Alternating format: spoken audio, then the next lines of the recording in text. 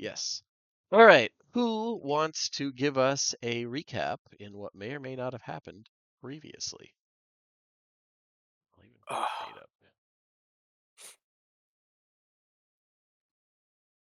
I didn't take great notes last time, so if someone else has a better chance, go for it. Let's see here. We arrived at the capital and we began the basics of diplomacy. We did a little bit of shopping. We met with some of our allies as well as some of our the people we're going to be negotiating with. Well, I guess you could say competition, but not like in a we need to kill them. The head of the bards was absolutely catty towards Lady Wayrub, which we contemplated bringing in the the famous actors guild to fuck with them, but decided while that may happen, we wouldn't sabotage our own ongoing efforts just to be petty back.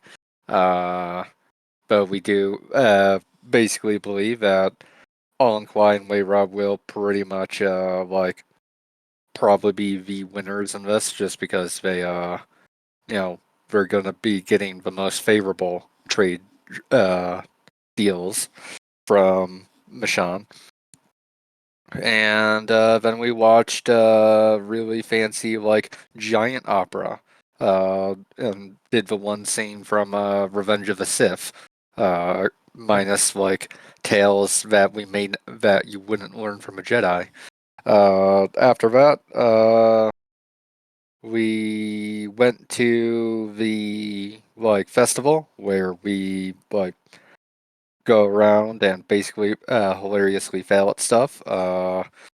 Bemi played most extreme elimination. And No, that was Mercy 7. Bemi wrestled the big Bemi, Yeah. bad. Bemi I got went to UFC too. mollywopped. I got Yeah. bounced. I got kicked like a stone. Yeah, my bad. Mercy did MXE.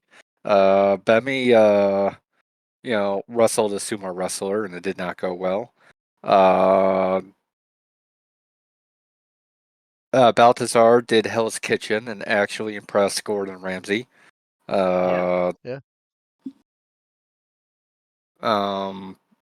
Purser did knife throwing, and well, no one got hurt, and that was the important thing. And Ludger did mediocre poetry. Not good, It but wasn't bad. Like it wasn't enough to embarrass him. It just wasn't like it was middle of the road. Yeah. yeah. And out of session, you guys were in the process of coming up with a name and a symbol. And the name hurts me, but it is better. It is. Call it MKA just to eh, you know. Yeah, yeah. Look, Pronounced Purser is MK. not like a super creative person, That's and not it's it. MK, not. And so Okay. you'll say it's easy, okay? Yeah. But like I said, it's still we can still sell that in game. It's not like Rabid Badgers where it kind of comes with built-in bad press. So, um, but you guys were having fun at the Vanities pageant to varying degrees. Um, it's honestly the most relaxed you've seen the Sulatar as far as just having fun. But you noticed that your old friend, or well, companion, not your old acquaintance, Hose, no longer of any notable last names, was speaking with a cloaked figure, in basically like outside of a performance area. And after handing some things over, scrolls it looked like, they had parted ways, and both Bemi and Balthazar were free from your various events, and noticed these things happening. So they, I believe, were in the process of following one or both of them. I don't remember which, but I think it was both. I think They it were was split splitting up. up. Yeah, Scooby Doo it. But yeah, with that in mind, the first thing I suppose would be both Bemi and Balthazar. How are you approaching this following thing? Are you going to stay way, real far back and not do any stealth and run, that does run the risk of if they start moving quick, you might lose them? Or are you going to Well, try and stay on them and be sneaky? the first thing that I would like to do is the one that I'm going to be following, right? I said I would go right, Baltazar would go left. Mhm. So whoever's going to the right, I want to hunters mark them first. Okay. So they're You know easier what? to track. We will I say, I have an idea okay. that maybe you should stay close and follow them, and I stay in the back because I stand out extremely more than you do.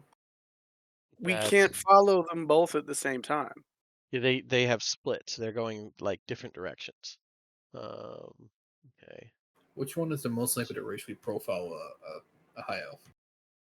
Uh, well, as far as a half elf goes, it's not so much racial profiling, but you stand out like I don't know, like a white guy in like a sub-Saharan African village. Like you just Okay, stick out. then here's what I'll do real quick. I'll expend a spell slot.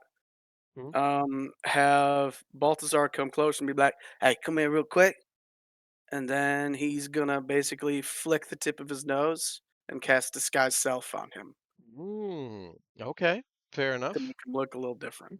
Does that work on other people? That was going to be my next question. Let's see here. Which feature was it? This guy's self. No, that It has to I, no. be I has I to be didn't felt. think it did, but I was like, I'm not gonna say no initially. Let me Was think Yeah, about it. it that's what I thought was was originally said, and I had to double check to make sure I wasn't Yeah, just yeah, Yeah, yeah. hearing yeah, it's gotta be things. yourself. Gee Okay, Yes. dang. so so that probably won't work. But I will point out, and I don't know if this is what you would want to do given attunement stuff, but you guys do have like at least 3 armbands of disguise, basically hat of disguise. I'm a little full right now. By the way, Yeah, Bemmy, you want new shoes? I got no shoes actually. Do they make you fly? No, they make me climb real good. You don't need to climb if you could fly. I don't need to fucking fly. You fly. I can't fly. I forgot about. I only had 3 fucking attunement slots in 5e. What makes you think I got? Okay, the more we talking, the more they getting away. This could have been why you guys were together. That's my headcanon, is this was a discussion when you're both like, wait a minute, shut up, look at that. What the hell Well, they doing over there? the What's thing, going on over there? the thing that I find hilarious about this is they're like, "Oh yeah, we need to disguise Balthazar because he sticks out."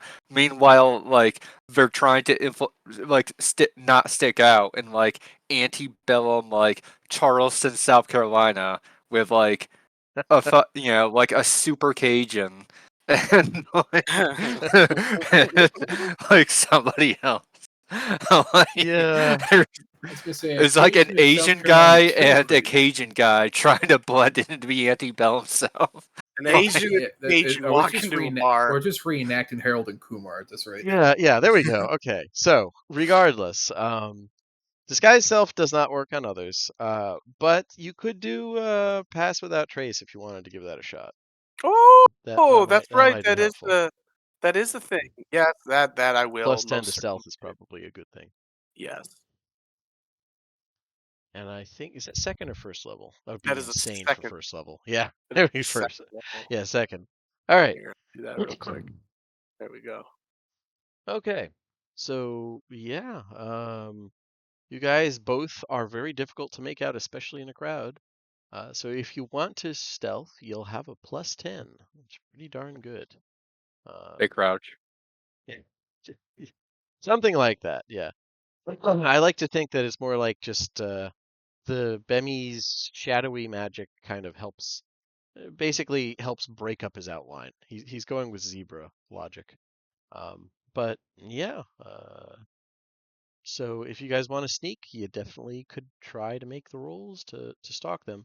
Bemi was going right. Person who is going right even is right. Okay, Bemi, you are on the cloaked guy. Okay. Well, could be a gal. Very hard to tell with obscuring cloak. And Balthazar, you are on you guys' good friend Toes. Oh. Uh-huh. All right, Fucking that's for Christ. me. Yeah, Bemi, you're not noticed. I'm gonna say not gonna. There's I have the guy's passive, and I'm definitely not gonna roll against that. Just in time. I put my keyboard back together. I can even roll for you if you need me to. I take no No, responsibility for what happens. exactly. I don't want that. So I have a +10. You said You have a +10 indeed. Yep. 21. 21. Pretty darn good. Um, yeah, that's definitely higher than Toes' passive. So you guys are, split up, going to different parts of the area. Following Toes, we'll do that first. Uh, he is like as you're following him, he stops and joins the crowd and looks kind of wistfully at a couple of the performances. He's not in any huge hurry, but you do see him. He's actually like he's making his way slowly, but he does eventually leave the area and is seems to be headed for. Let me put you on the city map. I just realized I wasn't on it. He seems to be headed for this gateway, which will be leaving like the actual official temple area. And you don't know where he's going beyond that, but he is leaving the basically the entire courtyard around the Temple of Renewed Promise.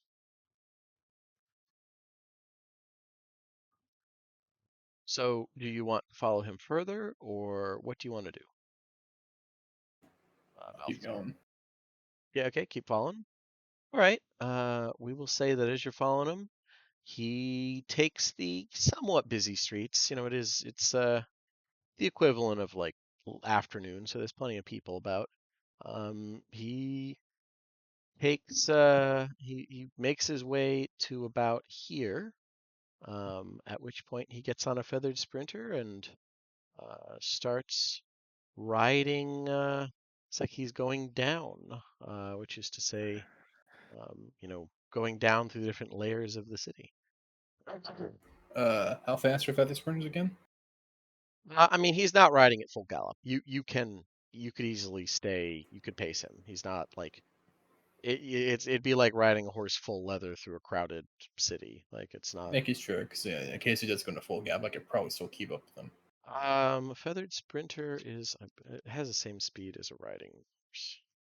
I think it's 60 feet. 50 sounds right. All right, I'm a little bit slower than him. Let's see, riding horse, 60 feet. Yeah. Riding horse. So the 50 feet came from my experience with Old Gray, who has a 10-foot reduction because he's Old Gray. Um, but yeah, it's not like I said, he's not riding at full leather, but he looks like maybe he's headed for the Long Market, or he could be staying in any of the middle or lower middle class areas in this area, or he could be leaving the city. It's up to you. But while you're doing that, um, Bemi, you are not noticed, and the cloaked figure um, actually heads over. Most of the event is being held in like this general area, the large gardens here. Um, he heads over to this little, basically like water feature slash. Well, it's not even a water feature. This would definitely be like a mausoleum type thing, like just a massive structure that he is going to head to, and while he's basically, it's impressive to watch him. Whoever this figure is, they're pretty sneaky, because they're able to avoid being spotted by the paladin guards who are scattered here and there. They're doing patrols, not real aggressively, because a lot of them are stationed at just like watching the edge of the festivities to make sure it doesn't get out of hand. But he's able to sneak by them fairly easily and go in and retrieve something from, like I said, they could be tombs or maybe just sacred places or what have you. Hard to tell from the outside. And then the person crouches down and starts going through these scrolls, which they arrange around themselves in a circle. And is there anything you want to do at this point? I mean, other than do I notice anything in particular about these scrolls? Anything that may stick Um, out? Not necessarily something that I would understand, but eventually I'd be like, "Hey, boys, I saw this, and there was a symbol that looked like this. I could just draw with a piece of chalk." You know what I mean? yeah, oh yeah, yeah. There's the plenty of symbols and stuff. There's a lot of them symbols. You can read, but boy, this is a lot of symbols. Like, and it's not no language you knows. But there's a lot of them, and they're big scrolls. But yeah, as this person crouches down, you can see the shadows seem to flicker around them, and a couple times you swear you see something kind of humanoid, like in their shadows, basically, or in the like the shadows around lengthen, and you see some things move in them. Whatever it is doesn't seem to have noticed you with your fucking 37.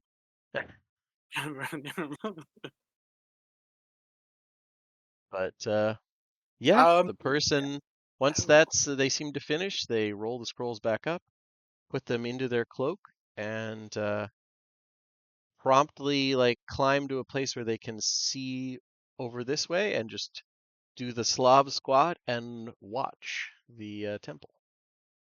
hmm. Hmm. Um.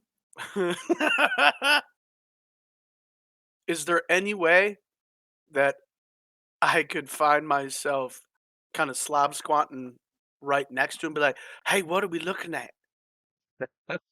I'm not gonna make you do another check unless you're like trying to creep up within like, put hand on shoulder, but you No, could definitely get like underneath him and do that. this is a good Yeah, view. What we looking at? and that's the move. Okay, no, I just needed to Oh double yeah, check. Okay, oh one yeah. sec. 'Cause I mean, One sec. if he's not going anywhere, I gotta. One sec. Let me make. By the way, what's everybody else doing at this? Because I don't think there's any heads. Let's see. Yeah, Purser's just hanging out at the pageant, just having a good Cool, time. cool. Yeah, no, I mean it makes sense. Yep, same here. Okay, okay, okay. I think by now he's moved to like the Atlas stones or something. Yeah, that's true. Is heaving huge. Yeah, I mean, like I said, it's you guys are you mastered the way to play this pretty quickly, I think. Yeah. Let's see here. I remember Blue Deer was going to try to do wood chopping. Yeah, yeah. Well, the equivalent of it. Yeah, it's like rock breaking, but yeah. Oh yeah, rock breaking. Yeah, my Yeah, bad. yeah. No, no. How dare you not remember a small detail? Let's see here. Sorry, I just got to make this map real quick here. Yeah, let's. Luckily, it's pretty simple. And oh wait, that's why that's not working. But yeah, actually, you know what? I might as well narrate while I'm doing this. Um, Balthazar, if you keep following that other figure, you do find that Toes seems to be headed for the exit of the city. He's leaving. Interesting. Would you like to keep following him? His feathered sprinter will start to, sprint once he's out of the city because it's more No, when appropriate. he leaves the city, no, I'm stopping. Okay, and I just wanted to check. Oh, there it is. That's appropriate. Zoom that way up. Okay. See.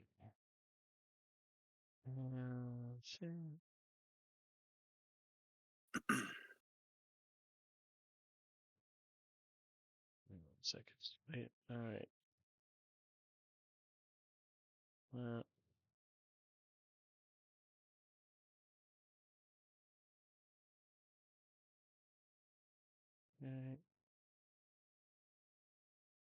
And I will input it here.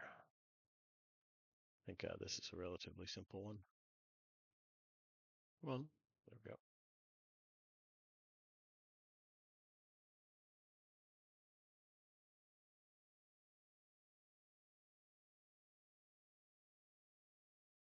There we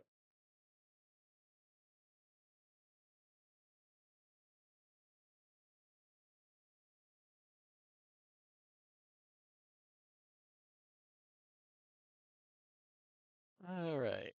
So, put you guys on here.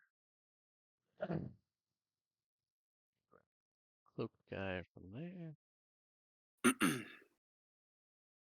Copy. Paste. Cloaked guy is there. And Bemmy, you would be, I would say, you're under him. You can be like right here. Let me put your Bemmy. There we go.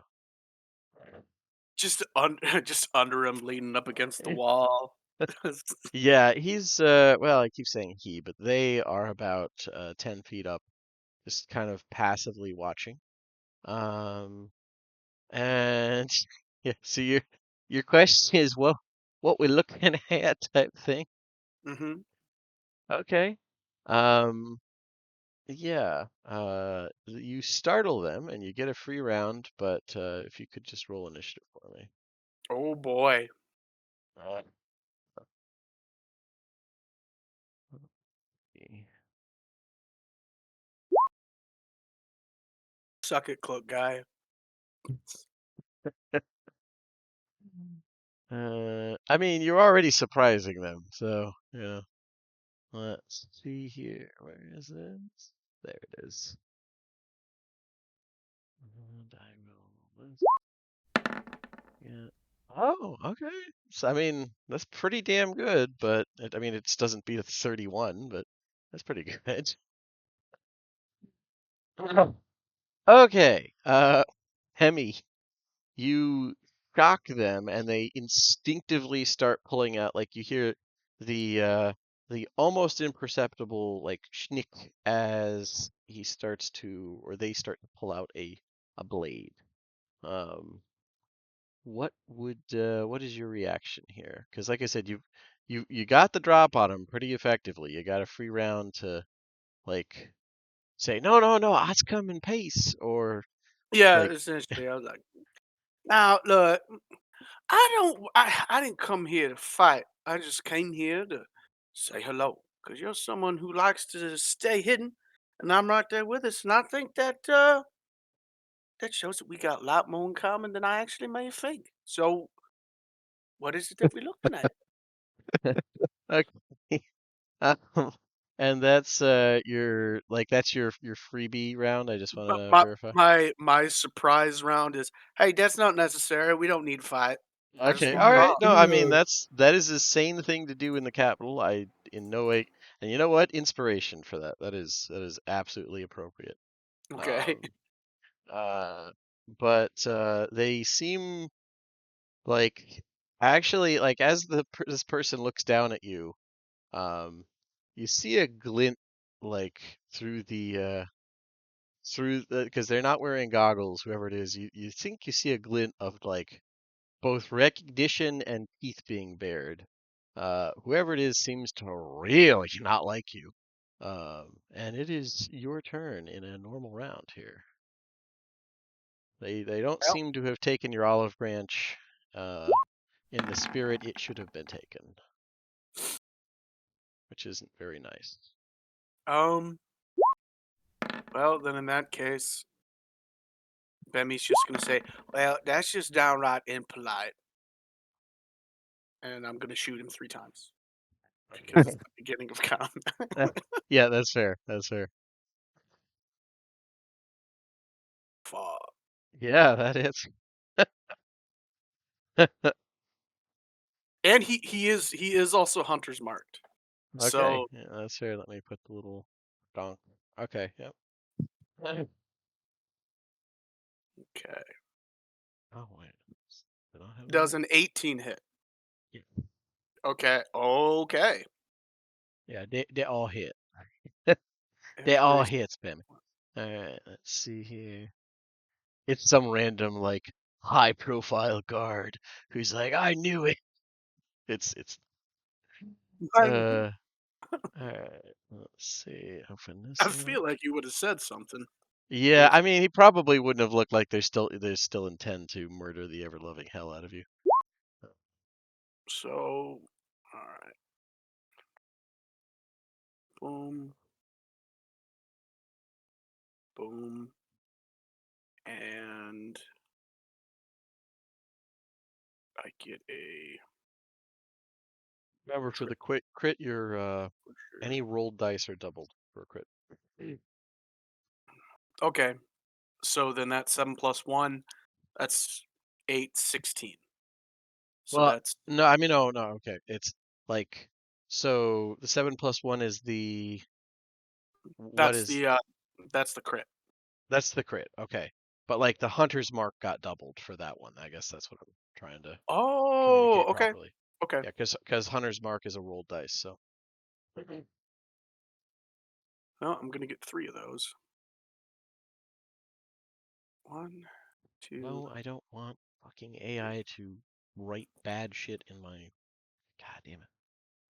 You know, I hate, I'd pay an I extra fee to not have hate that. Copilot. Oh, I turned that off. This was my phone. My phone's like, "Hey, you want to use Gemini to answer complex questions?" No, I No. want. My No, new I want. favorite No, I thing want you to is shoot that we're yourself. using AI in emails, so it's literally rather than just showing me my fucking email, which I can read, it summarizes my email, which is hilarious when I guess emails are like 2 sentences long. So it's yeah, It just is a recording of chimp noises screaming at you. All right. So what's the total damage here for me, Bemmy? I'm almost there. All right. 6 plus 1. 64. 64. Okay. All right. That's a lot. Yeah. Senile old man who's concerned about. I, I'm gonna watch. I'm gonna watch the town and make sure nothing goes wrong. Oh no, it's one of them savages is here. Finally gets shot like 18 times. I All knew right. you were up to no good. It's an old trumper. You're fine. All right. This person is going to do some things here. All right. They are going to point at you and try and encase you in a bitter prison. So, I need a strength saving throw as ice starts to grow around your feet. All right. Well, hopefully I will roll just as well as I have been. You've been critting. What is his DC? That is not quite enough to succeed. And you have become restrained. Uh, da, da, da, da.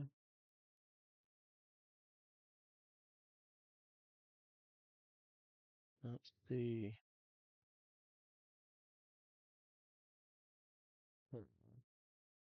And I'm just trying to read this as a weird spell, so.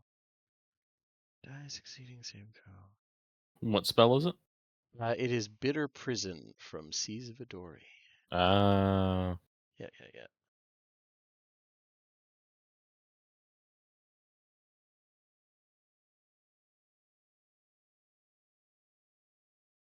Okay, here we go. Creature. Oh, all right. Okay. Yeah, so you're just restrained right now. Like there's just ice crawling its way up your legs, continuing to grow up towards your face. But it's about at your waist right now. Okay. And that was the action. And let's see. They are going to drop down. They're gonna climb. I know what they're gonna climb down because they don't want to take damage and land prone. You already, I think it's comfortable to say you bloodied them. They're gonna slide down and I was about to say, holy fuck. no, It's- no, they're gonna slide down and say to the shadows, which are just boiling at this point, kill them. And then they're going to start running.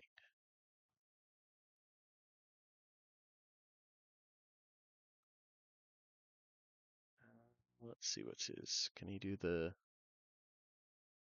No, he cannot. And he already cast a spell. You know what? He would have tried. He's going to try and stick to this, so it's. What? Can only go here. And then it is this guy's turn. Where the fuck did he come from? The shadows. How does he know where I am? Huh? I didn't. When you attack, or in this case, say what are we doing? You revealed you drop stuff. So, this guy is going to come forward and do stuff. I might as well read the description here. So this thing that kind of boils out of the shadows. Let's see. Looks like an eyeless humanoid monster with steel blades for arms. The jaws seem to be encased in metal. And there are wing-like or maybe kind of tentacles, hard to tell, protruding from its back that are covered with more jagged blades. And it's sliding down to engage you. It's going to start trying to stab you. Da, da, da. 1, 2, slasher's knife.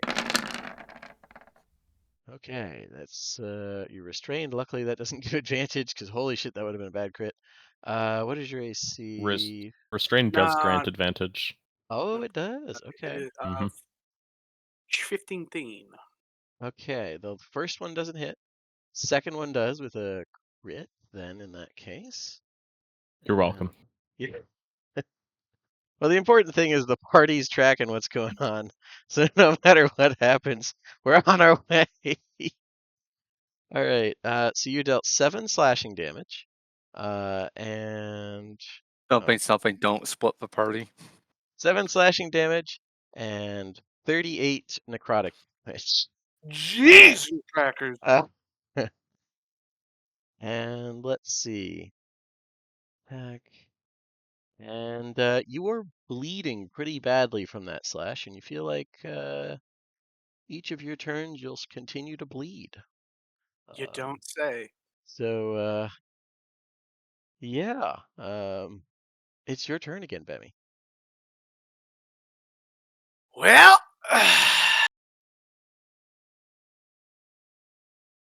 can't move because I'm restrained. Do I get another saving throw at the end of my turn? That is a good Or question. Let me bring up the spell. Bitter Prison. Which let me take off his spell slot so I know he can't just spam it. All right. Maybe if you kill him, he Restrained. The disappears. spell must make. I'm That's gonna usually how people work. Yeah. Restrain I this meant spell. the fucking dipshit that's running away. I know. Okay. All right. Sinks it into the turn. It just succeeds a saving throw. Oh, well, that's actually kind of neat.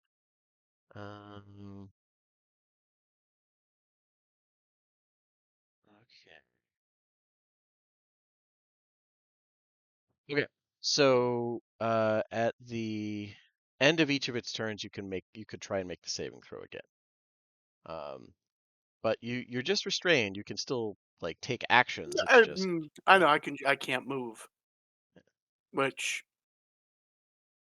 is a bummer because if anybody is 5 feet, ends their turn 5 feet from me, I can move half my speed. But I can't move my half my speed Oh, yeah, that's. I didn't because I'm even think of. frozen. I honestly just wanted to use this spell. I'd like to claim there was some grand like tactics here. I was just like, I want to use Bitter Prison at some point.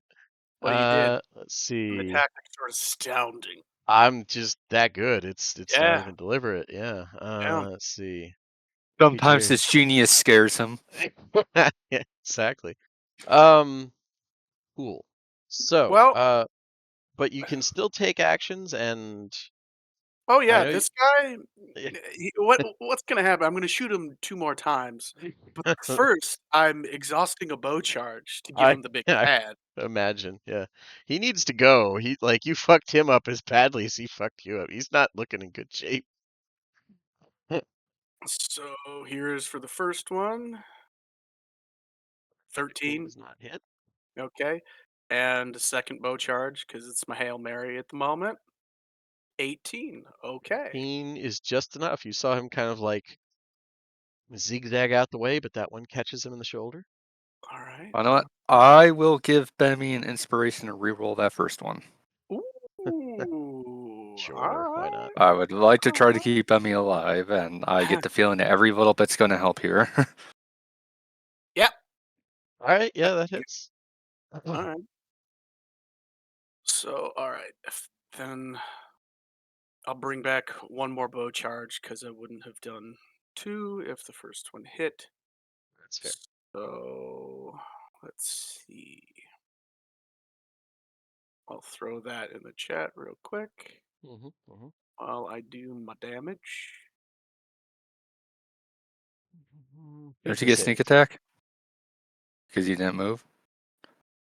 Or It's I would have actually no, I would have You can't advantage. sneak attack while you have disadvantage. Oh, yeah, I knew there was a reason for it, but I was struggling to remember. Yeah, like So it's uh, I'm the trying, prison Bemmy. gives me I'm trying. so the prison gives me disadvantage on my shots. Because you're uh, restrained. yeah, the restrained condition. Restrained speech creature speed becomes 0 and it can't benefit from any bonuses to speed. Attack rolls against it have advantage and the creature's attack rolls have disadvantage. Creature has disadvantage on dex saving throws. Uh, but uh, This is nothing about me not having advantage for my shots though. Well, sneak attack says you can't do it if you have disadvantage. Oh, that's fine. Okay, I got you now. I got you. yeah, yeah, that does. Okay. So I But both have of those so hit, so and I let's have see his disadvantage on all. So I just have disadvantage. Yep. on while restrained. You would But still hit. yeah, both of those still hit. It was still an 18 and ironically, the second one you rolled, even with disadvantage, was still 23. So both of those hit, and I'm gonna have him do his saving throw. Where's my saving throw? Does you get Hunter's Mark damage? Yeah, Yeah, that's true. I'm doing it just a little bit at a time, so I don't Okay, so he have got to. nat Well, ones on what? both of those, so he is sad. Oh, Jesus. Okay. he's Uh, prone. Well, what? yeah, Yeah, falls prone. infantryman math. I get it. He falls. Shut up. Some of us have a calculator out right now. You asshole. I'm right there with you, man. Apes together strong. uh, 25, 26 points of damage, yep. The maths and check out. Yeah, he's uh, he's not liking any of this. so if this is a concentration spell, He needs to make 2 saves because you hit him twice. okay. Con twice. Mhm. Okay. Wow, he with a nat 1 on the first one. There's no need to make the second, what I already did. He drops concentration. Now, let me see how this one works when concentration's dropped. Okay. Uh, you didn't succeed and you didn't die while the spell was going.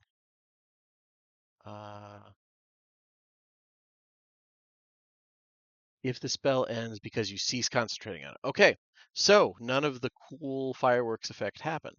That fun fact, that spell is awesome because even if you succeed, you start to take damage, and if you break free of it or you die while it's active, it explodes and sprays 7d6 cold ice everywhere.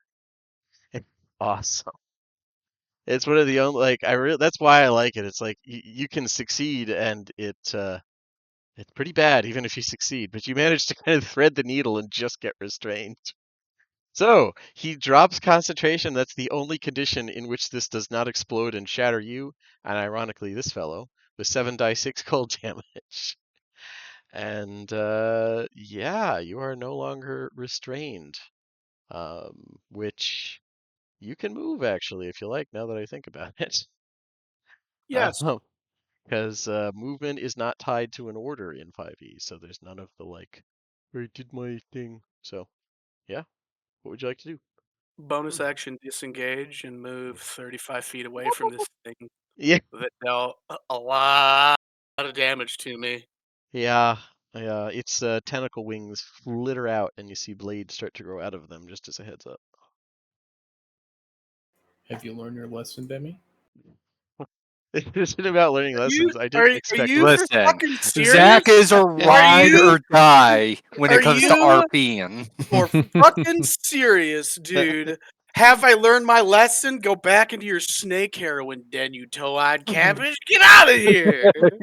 It was a rhetorical question, Demi. All right. Oh, well, It's not fair. You that was can't expect him to understand that. I feel like Bemmy is suffering from such bad blood loss. He's screaming at something. just The you hear vision. You it see yell, out. You see a little. toe-eyed cabbage. You see in a blip. You see like a pixel in the distance, a blip, and it's just him watching you. All right. So let's see here. All right. At the end of each of your turns, I'm gonna roll damage for that bleeding effect from the baddie. 2d6. Yeah. Why is it not? Okay. You take 7 necrotic damage as you're bleeding and running. And this guy is prone and looking really bad. And he's gonna try and let's see, can he even get up? I don't think he can. His movement's 0. Let's see here. Okay. Next to movement speed reduced to no, he has 10 feet, so he can still get up, but that gives him 5 feet. He's gonna get up. All right, this is a bad situation. This is not how any of this is supposed to go. Yeah, this is. If there was ever a time, this person is going to cast fog cloud and maybe try and vanish into the fog. Let's see. Premium marketplace. Animated spell effects.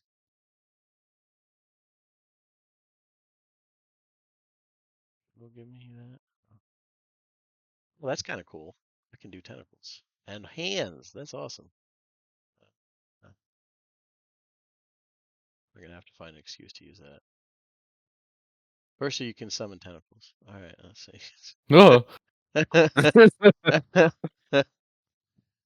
That's perfect, because he'll never dare do it. All right, let's see. Lightning effects, magic shields. I have so much random free shit they keep throwing at me. It takes me a second. Spell templates. There it is. Okay, I knew I'd find it. Fog cloud. Here. Fog cloud. Okay. All right. And sec. Damn it. He's somewhere in the fog, Bemmy. Oh, He's in the fog. I thought I was in the fog. I was like, thank goodness, man. Oh, we found some common ground. Oh, Nah. hi, you just leave me be. I'm really sad. Look at me. Yeah.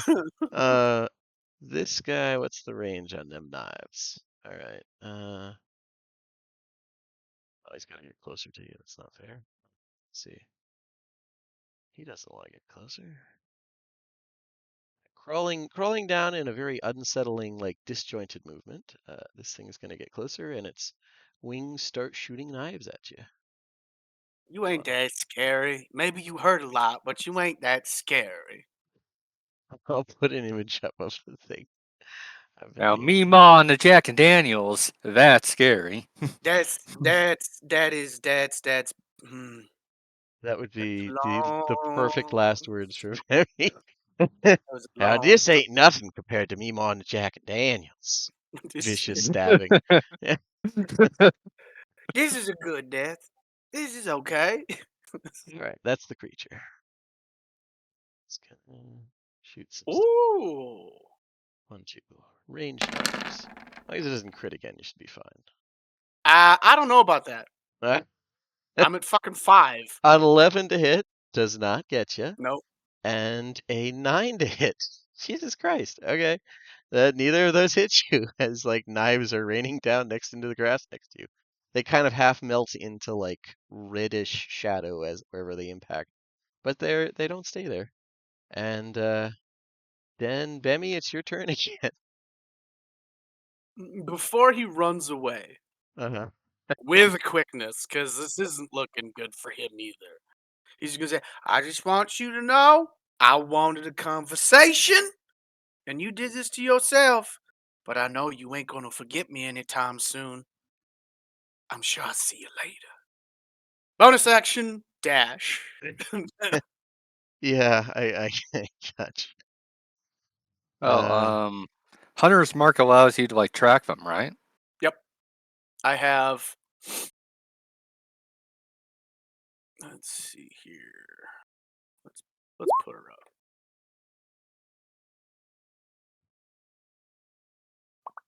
It's one of those things where technically it doesn't. I've been allowing it. Oh yeah, it gives you advantage on perception, wisdom, perception and survival checks to track them.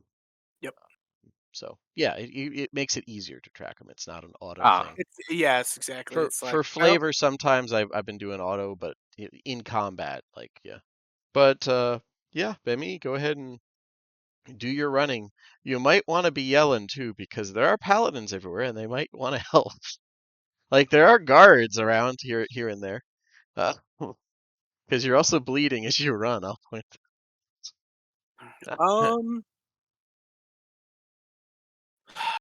To avoid dying in bushes or something. So we'll see how long that bleed effect lasts.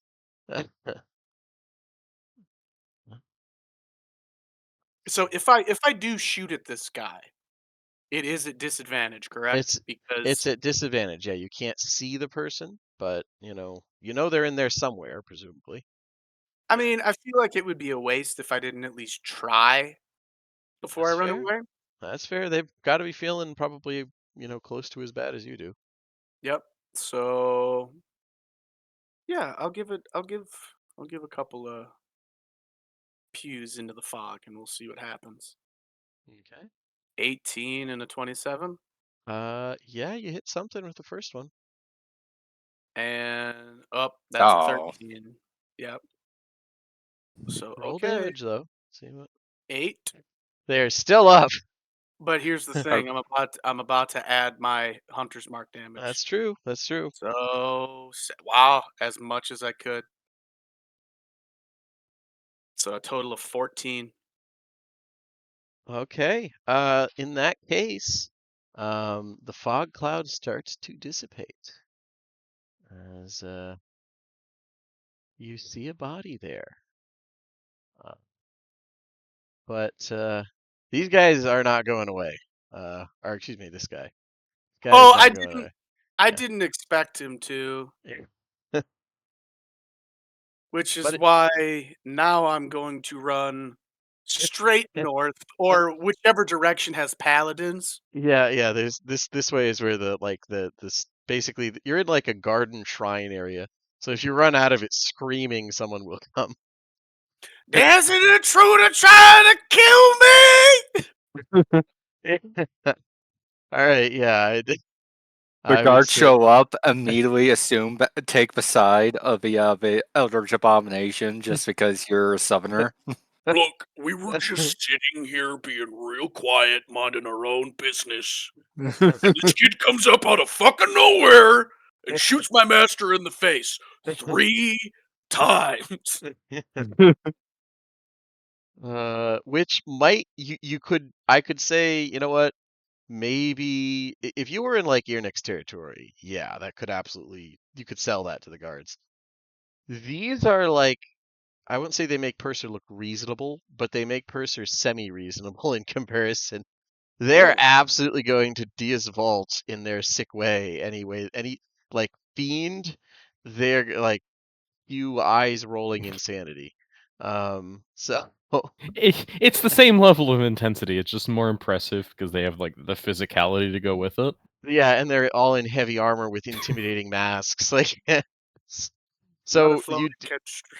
you do see a paladin like burning red eyes running up to you, weapons out, like holy fire pouring off their blade. Presumably ready to like handle whoever had broken into the sanctuary. And like they see you and like there's clearly some confusion, but they see behind you a fiend and like yeah, that activates their almonds and they're gonna start running, man. Like that's they now, the only problem with that is Bemi, roll me 2d6 as you're like yelling and they're like dealing with the fiends in the way only they can the way only they know how to deal with. 11. Yeah, so you pass out like there's somebody like you do the anime spit up blood and slant and hit the ground. And I will say that like luckily there's a couple on their way because the first one is like it's a shame if that person dies, but the greater good demands that I address this fiend. You you have time to fail one death saving throw before another one comes up and casually does some lay on hand stuff. And luckily that like stitches up the hemorrhaging wounds that you have. And yeah, you like are incredibly deprived and you're very shaky and weak, but you watch this paladin drive off that horrible fiend, whatever it was doing, and yeah. So, well, Did you find the other one? He probably looked really depressed. there's you hear them come over and like converse quietly. There's a body here. You will need to explain this. Is And is he breathing? they they blink at you. Bodies typically do not. Um, and they they Sorry, bring. forgive me. It's the blood. I was just dead, assholes. Yeah, but yeah, they pull the body over and are getting ready to do a Scooby-Doo mystery mask reveal. When, by about this time, we will say that Purser and Purser and Ludger, you guys have noticed that two of your friends have gone missing.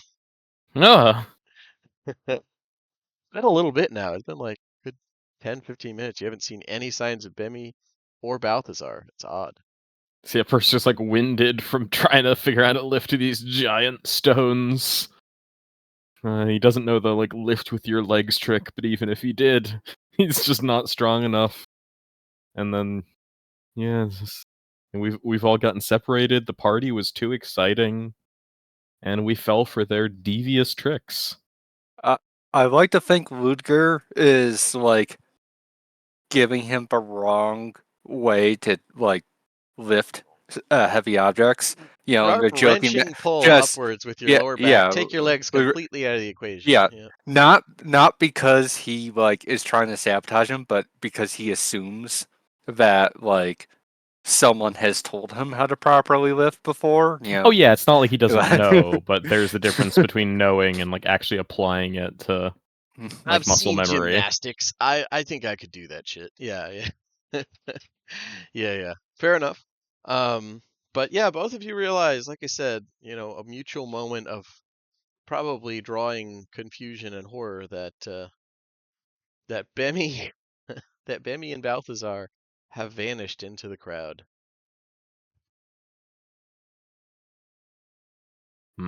We'd best go track them down before they get into trouble. Little did you know. Yeah, that sounds wise. Um, yeah, as you guys start looking around, we'll say Balthazar, for story's sake, you're like you're coming back with news.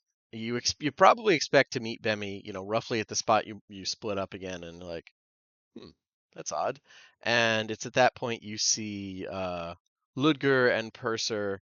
Are you guys doing the like, here boy, or like, are you just like calling his name, or how are you looking for Bemi? I will let me double check my spell list. Break a think mirror I- or something? Ask him all about him. No, I'll just cast thaumaturgy and just yell in a booming voice, Bemmy! Somewhere off in the distance, I like to think Bammy is just finally standing up with the help of the paladins. He goes, I need you to find someone named Poisson Talon. He's probably looking for me. And then I hear my name. Yeah, that's probably him right now. Yeah, they glance at each other. One of them just kind of shakes their head. And like the other one stays there. It's, I won't say reasonable police element, but you're not a threat right now, no matter what happens, as much as they're trying to work this out. They don't have any intention of letting you go, but that's not an issue because you can barely stand. So, um, yeah, like a few minutes later, all three of you are approached by one of the Ashvale Paladins, and Ah, they take you over to Bemi, saying you need to help us address something. Uh, so how obvious is what's happened? Is there like a like Well- disintegrating demon body like flaming on the ground somewhere? There's a lot of scorch marks and there's a enormous blood trail, like someone just like laid open a femoral artery and just like staggered to roughly where you see Bemi is like leaning against a paladin and another body that they have dragged over and are currently in the process of searching. So But they've Purser would just like uncloaked it. take in every element of the scene and just look at Bemi. Say, what did you do?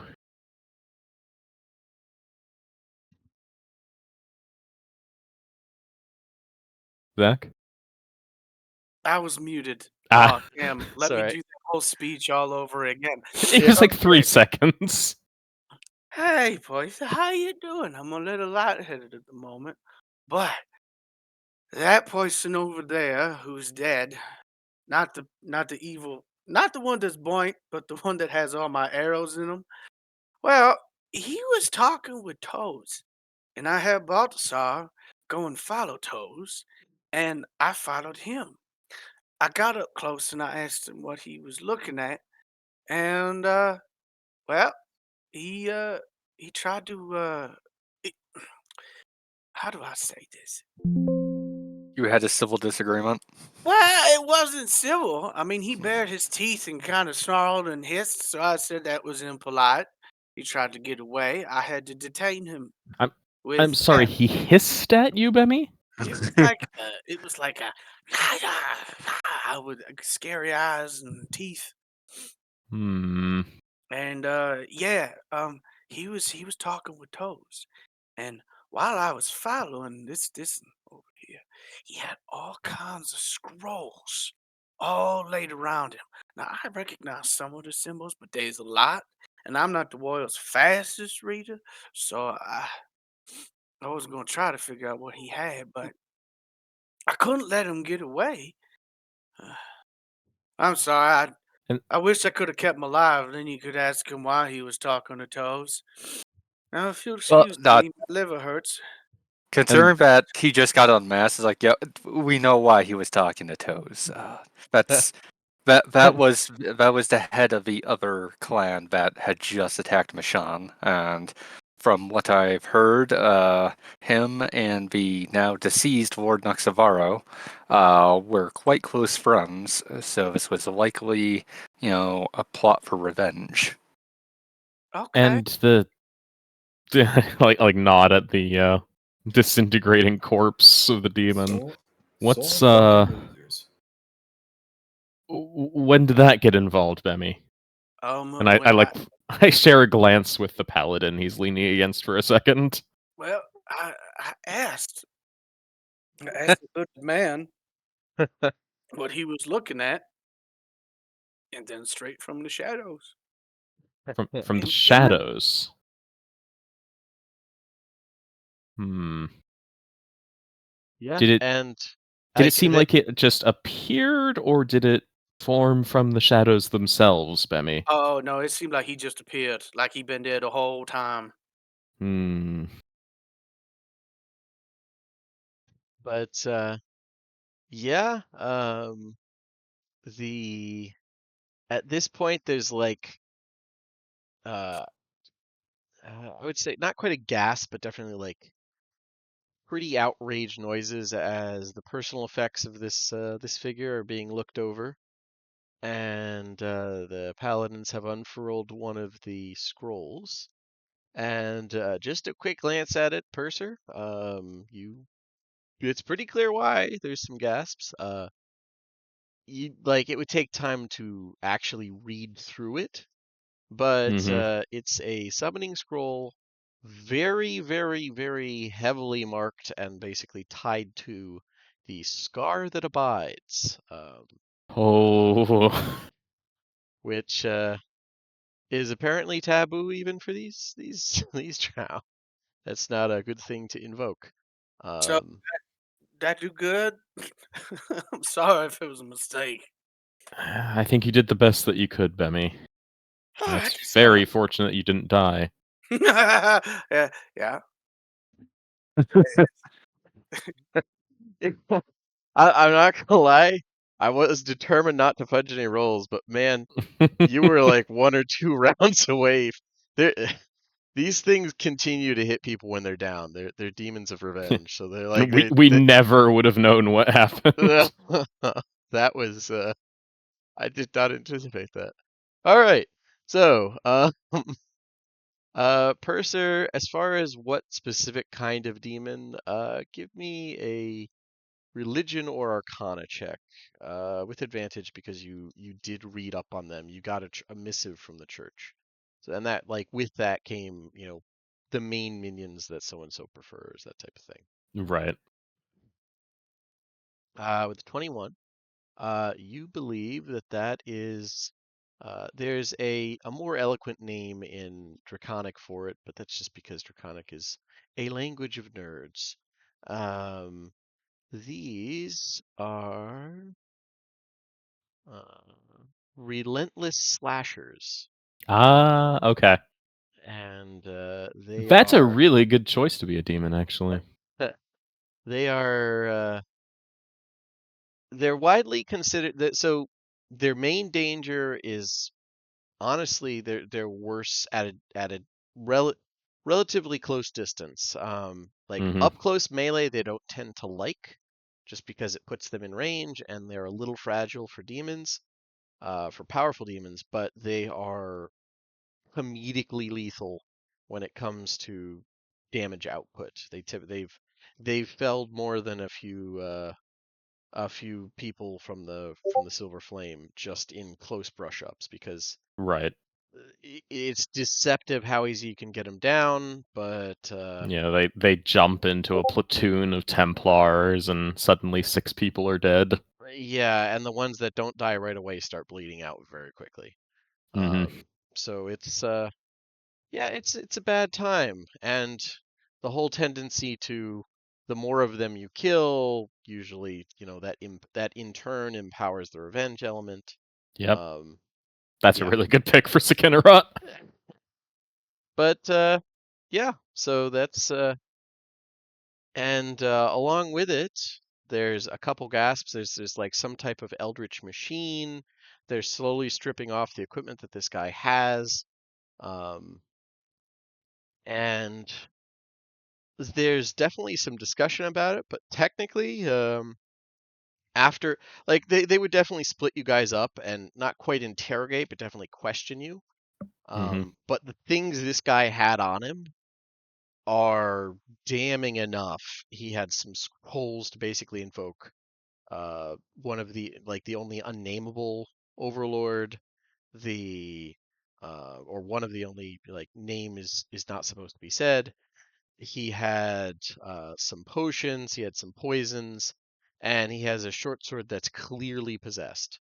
Um, so all of that combined with a strange little eldritch machine that apparently suppresses the hollow effect, which is in place in the temple, is enough for them to pretty quickly, once they get your corresponding stories, they are willing to acknowledge that not only are you not at fault, but you may have just like they're not sure if it was an assassination attempt on you, but it is enough for them to call the general who's in charge of them. Mm-hmm. Was that the same guy that I talked to at the Yes, General Okay. Darrett. He arrives pretty quickly. His armor looks freshly polished. He's still in armor, but like he definitely was putting on the ceremonial equivalent of it for the meeting or for the conclave. And he's looks very concerned, but his paladins have filled him in by the time he arrives. And he says he looks over and basically goes over and insists on getting the story from Bemi himself. Which Bemi, he'll heal you up a little bit if it makes you more coherent. Um, I feel like at this point, Bemi's been drinking water. He's probably a little more chatty. Um, but Oh yeah, it- absolutely. yeah, it's been about like 20, 25 minutes, close to half an hour by the time they've gotten this all sorted out. And he immediately, once he hears everything, he just goes over to one of the paladins and says, "Go arrest the Eberron clan head now. Oh. If he resists, kill him. The order comes directly from me. I take full responsibility and lock down the city. No reason to make an escape easy." Would And you like assistance? I'll gladly assist you. he looks at you. You were the one who saw the collaborator, yes? Thank you I for the did. offer, but you've Wait. already helped Sorry. me. I thought the guy we killed was the head of Clan Eberron. He retired, or well, he didn't retire. He was killed in action, according to the report. They picked a new one already. Oh, I forgot that. No, he was He dead did on that. paper. Yeah. Yeah, I forgot he did that. So it's like, the guy you killed was Lord Eberron. I'm like, but that we just killed him. How are we going to arrest his corpse? It's a good idea, but No, this is he's basically saying like he's just going to assume that this was an assassination attempt on the Cool Palm, and he like barring that, yeah, he's just gonna hold Eperin responsible. Um, but yeah, he goes, um, this. Thank you for uncovering all of this. He looks at it. Don't use it, but you deserve compensation for your efforts. Uh, we're going to release anything that isn't um, actively malevolent to you, and they hand Bemi, as the one who did the work. Much to their embarrassment, you're suitable for the rewards. They're going to give you some items here for you to share them with the party, or you could be like, I want it. Okay, so I'll just put them In the general chat. Yeah, that would have been an odd way to kill a character, not gonna lie. I was kind of, if I was like, this will be an interesting one. Party loot, okay. Alright. My spreadsheet. Alright, so that is what was on this guy. He didn't get a chance to do any potions of healing because you made him very sad when he tried to flee. He actually had a good escape plan, even slowed down. He was good. He used gonna use the fog to cover his escape. Like he was at the very edge of it, and then he was gonna misty step away, but you hit him. But anyways, yeah, the short sword of vengeance, they will give it to you eventually, but they are going to get rid of the demon that's locked in it first. Um, That's the only thing out of these things I want, because I understand. I already have an well, evil you will get demon. it, but they have to basically do like an advanced remove curse to like it's cursed mechanically, but you can get rid of it, unlike typical cursed items, by by basically dealing with another one of those things that was locked in the blade. So, Jeez. I'm just imagining that like they have like a shop where there's like a bunch of paladins with baseball bats, where they like activate the thing that jumps out and they just beat it. yeah. But anyways, yeah. By the time the actual conclave is called, you guys are richer by all those items and a +3 short sword, which it's up to you what you want to do with it. But and you've managed to head off what could have been a very lethal thing. I will say, Bemmy, that no, you weren't conscious when the thing fell. Never mind. Um, but yeah, the Vanities pageant is officially ending by the time you guys kind of stagger back. Bemmy, the fancy I don't know, how did you dress up your armor? Did you just like wipe it down, or how did you get fancy for the meeting? Because I remember a lot of people like gussied themselves up, but I don't remember how Bemmy did. I went and got like a nice looking shirt, Hey, it is soaked with blood at the moment, like, and he's and just gonna look at me like, "Man, I just got this yesterday." there's a huge ragged hole in it, like, Ah, and yeah, but let's see here. Yeah, the pageant is winding down, and a messenger is going around. Different messengers are going around collecting the clan heads, and you guys, the whole party. It seems that the Kuopam Tumung Niken is ready to see everyone for the conclave. Um, if you guys are willing to go in now that you've had all this excitement. Yeah. Let's see here. Yeah, and once we get back together, and I'll double check over Bemmy, make sure nothing happened to him. I'm willing to trust the paladins made sure like there's no infestation, but I I need to mean, make sure.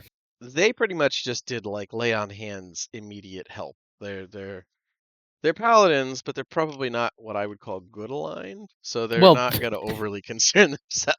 But well, yeah, they they don't did want make like a sure he wasn't possession demonic. situation. Yeah, they did make sure he wasn't demonic. They would have just killed him if they thought that was the case. Yeah. But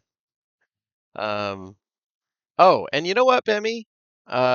When he when he sees you like having to take your armor off to take off this like stabbed through blood-soaked fancy shirt, there's like a thudding behind you as the borderline, like it's not quite sumo wrestler, but definitely uh like ultra heavyweight class fellow leans down and hands you his shirt to wear. Um, from the competition and says, You're going in to the conclave. You can't go in without a shirt." Thank you for the tent. I appreciate you very much. Yeah, you will kind of need to tie it back, but Oh yeah, absolutely. Then in 20 years, that'll be the new fashion. as long as Well, it's it's not a great. flat out belly shirt, you'll be fine. You just Yeah, untie the knot, right? And now it is a nightgown. yeah, it's a tunic. Yeah, Yeah.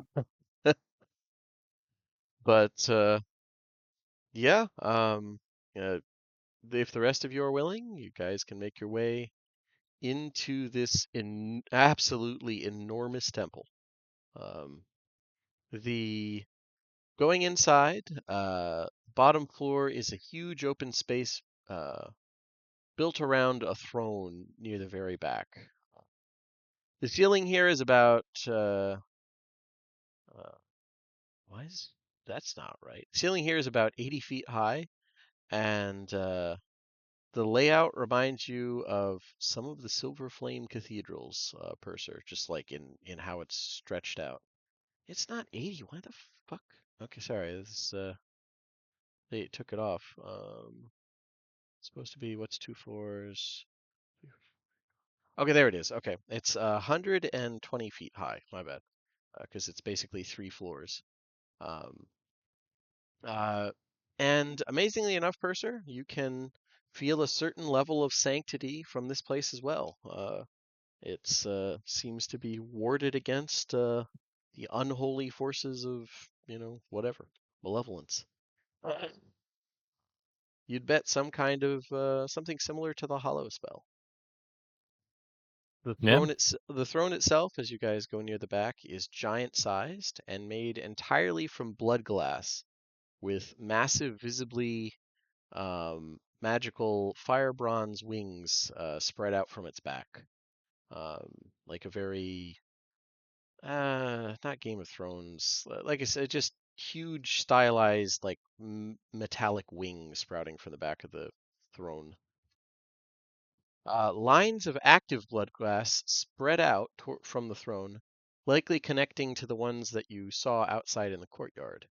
Um, a smaller, elven-sized throne comes out of the edge of the seat, giving whoever sits in it a view that overlooks the rest of the building from about 10 feet up. They're just kind of like sitting on it. The throne is their little demi-throne, like built on top of this giant-sized throne, gives them a pretty good view to look down on. A stone table in the shape of a horseshoe is built around it, allowing anybody who sits there, they can just see and hear everybody beneath them. It's a very dramatic way. Um, and there are blood glass seats set up all around the table, with the Mishann alliance being separated from the clans that were once in the Verwick Pact, in a simple open space.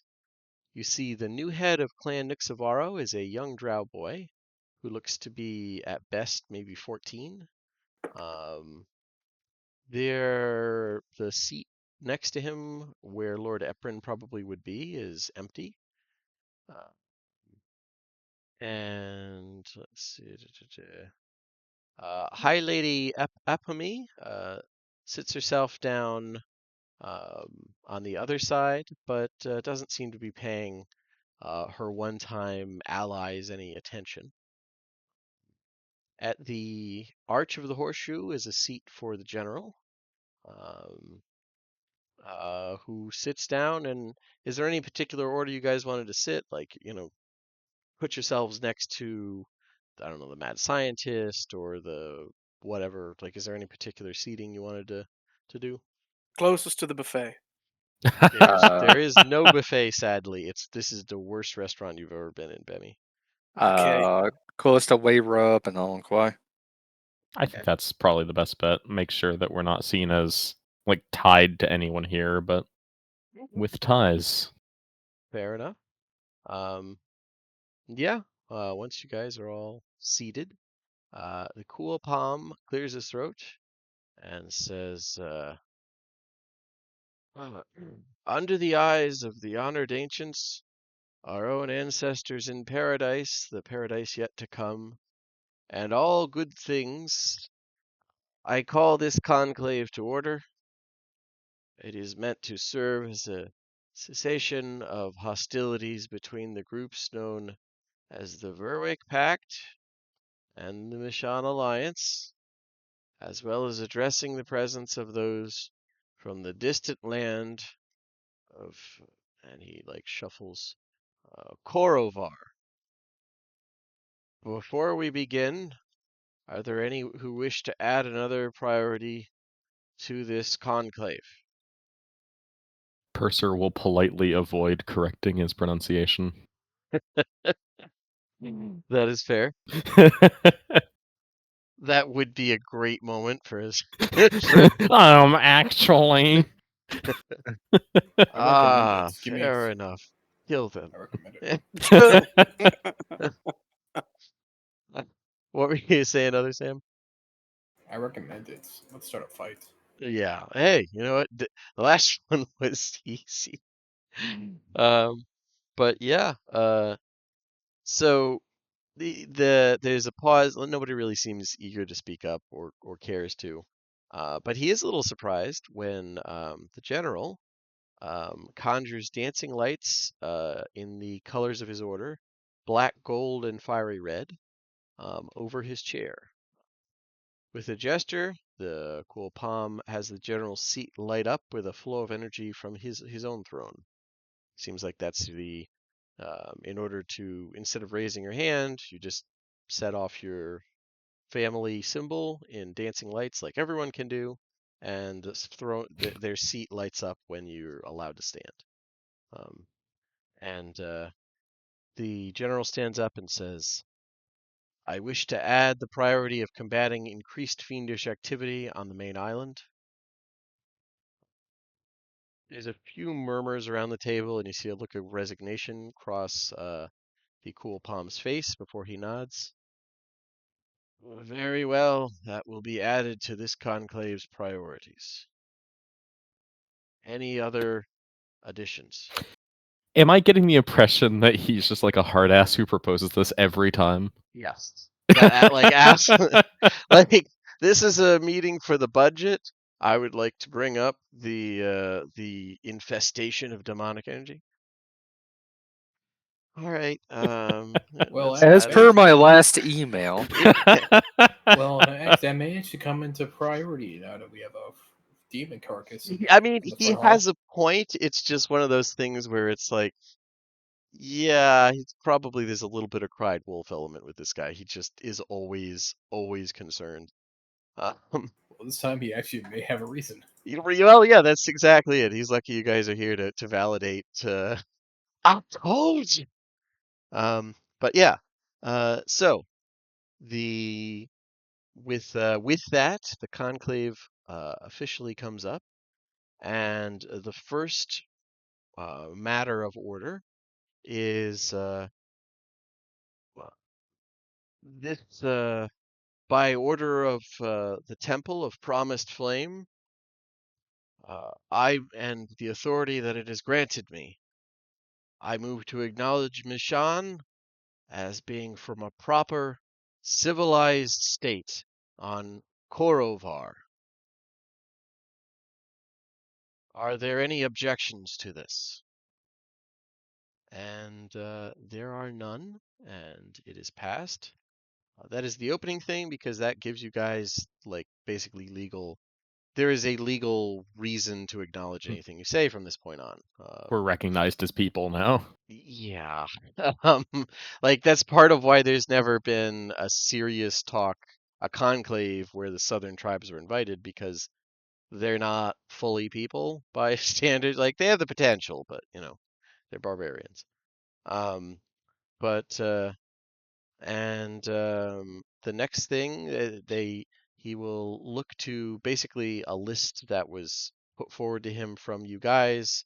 Lady Wayra put up everything that you kind of wanted, and he seems a little confused by this one, but this is a restriction on uh,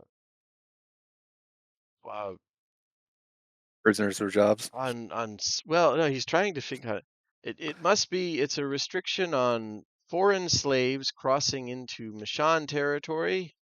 They ownership is transferred. She's looking over like it Okay, he's looks just trying to questioning. make sense of it because it's absolutely insane by their Yeah, cultural standards. yeah, it's like if you cross this line, our wagon, your wagon is now our wagon. Or it's okay. Actually, it's not anyone's wagon. It's the world's wagon. What? Yeah. So he's looking at you guys for clarification, and your seats light up.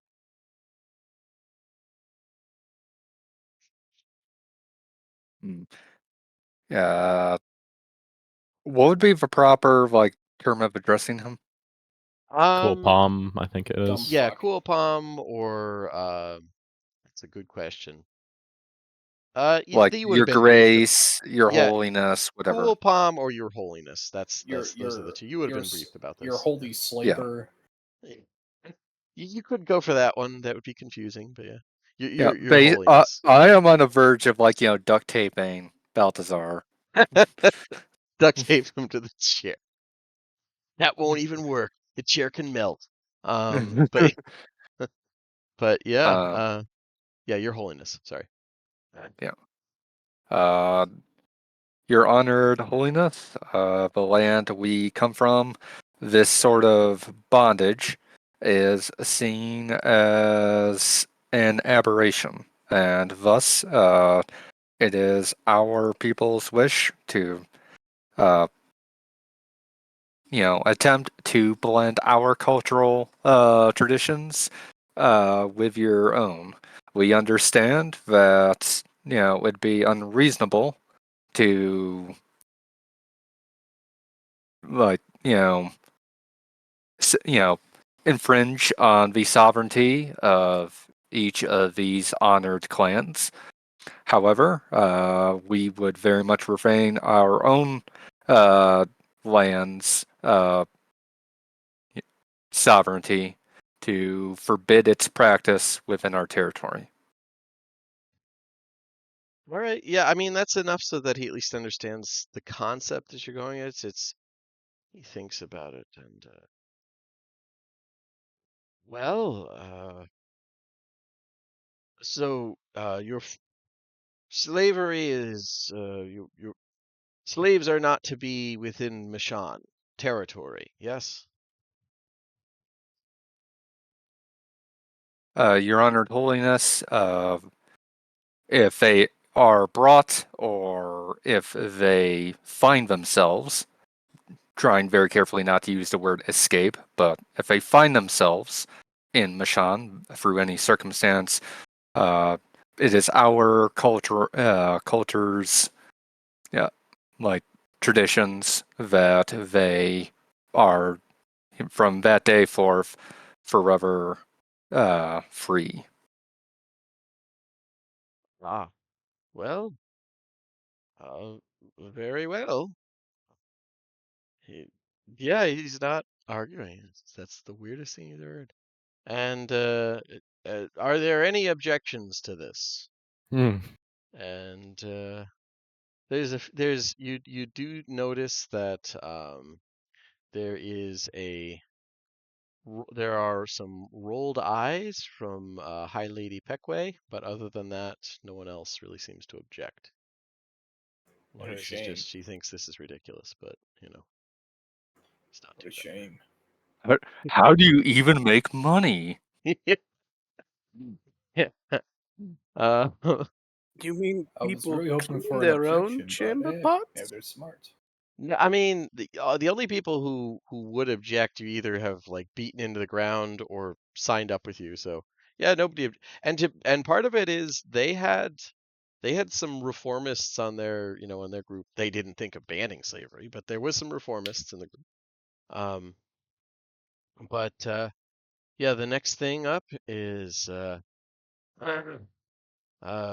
very well.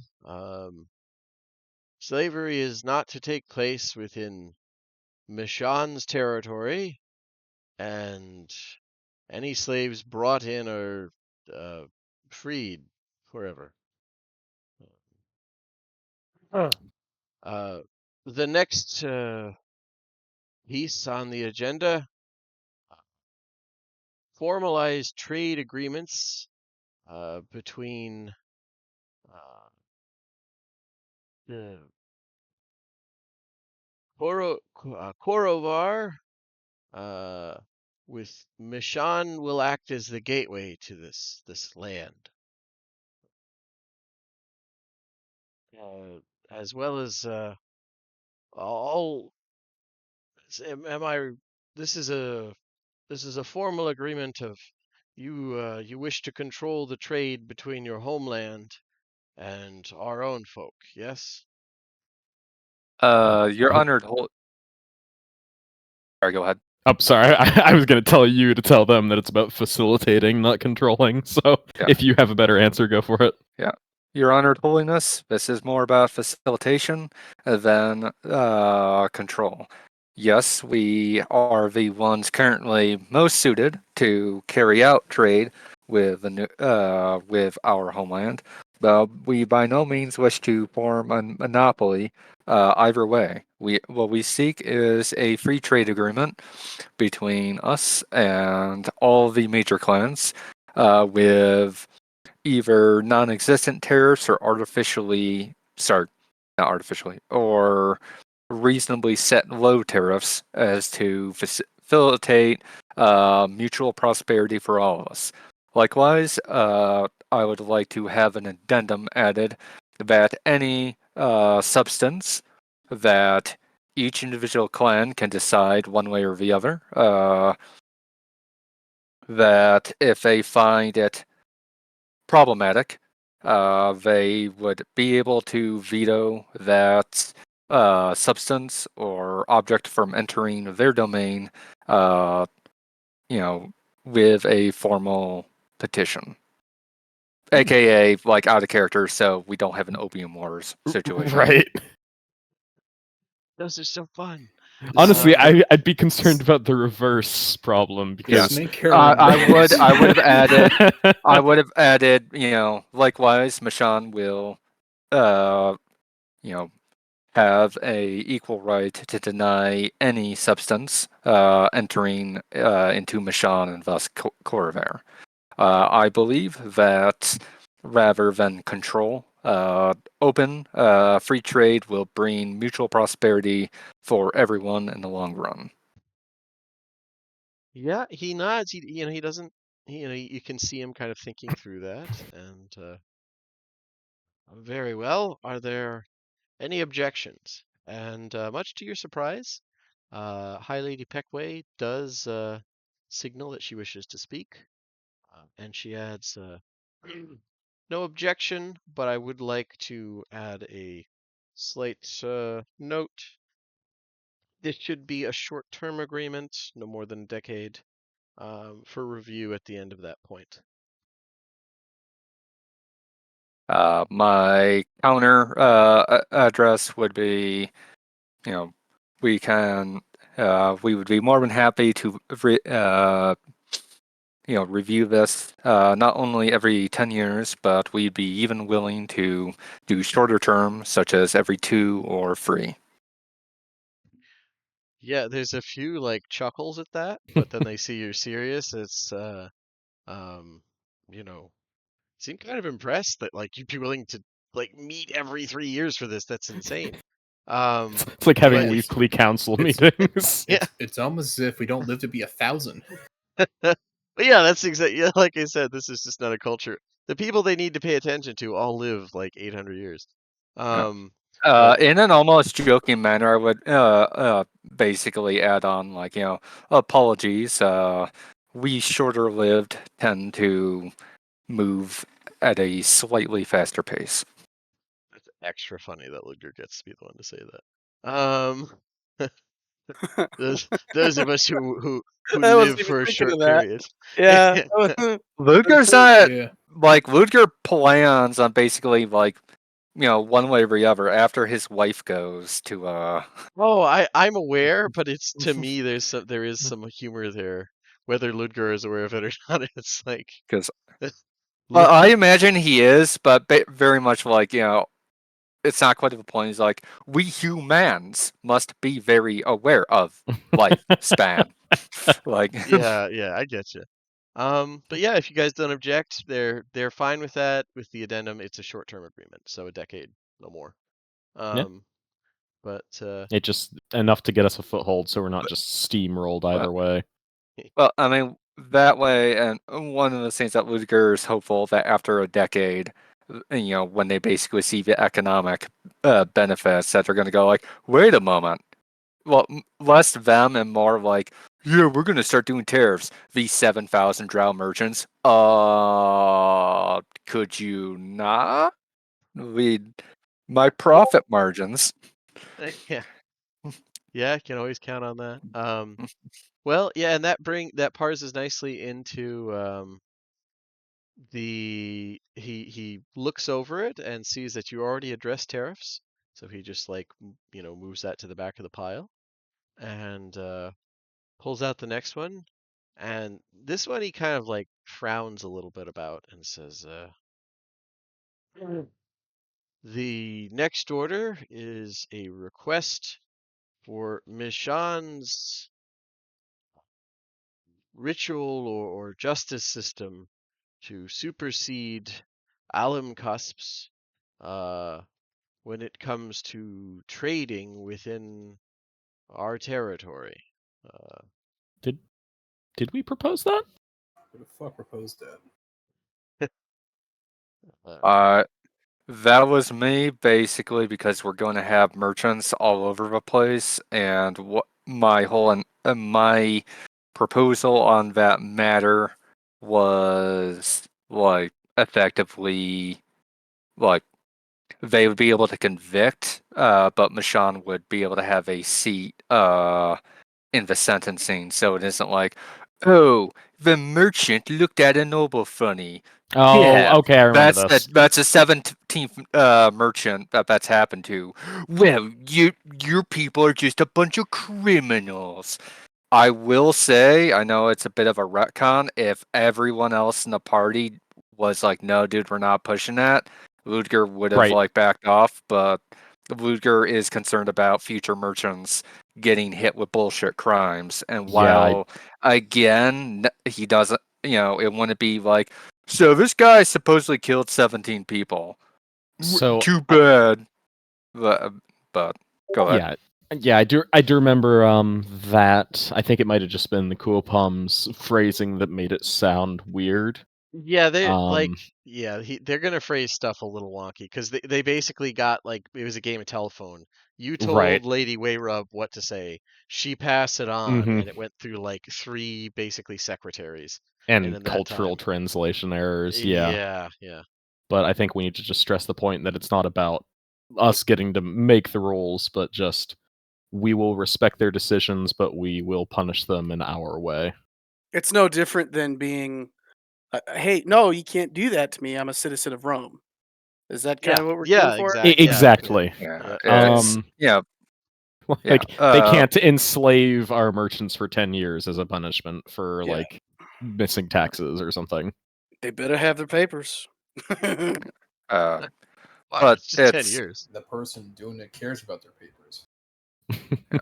I would respond, Your Honored Holiness, not superseding, however, coordination on matters.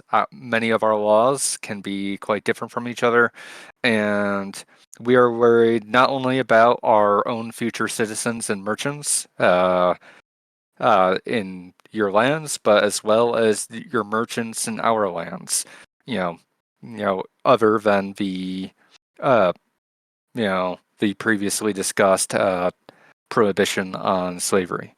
We would, at least on matters of the death penalty or uh, hard labor, we would, like to, we, you what I'm trying to say is any particular citizen or merchant of ours that causes trouble can certainly be fined or banished from your territory, but we would like to at least have a overview, if not a hand, in situations of potential enslavement or the death penalty.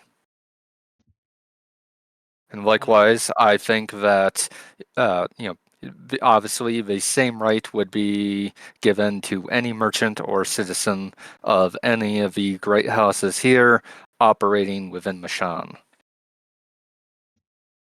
Yeah, he still doesn't look thrilled about the idea of like foreign law superseding, but if it's the idea of like it's a two ways thing, you can see him thinking through.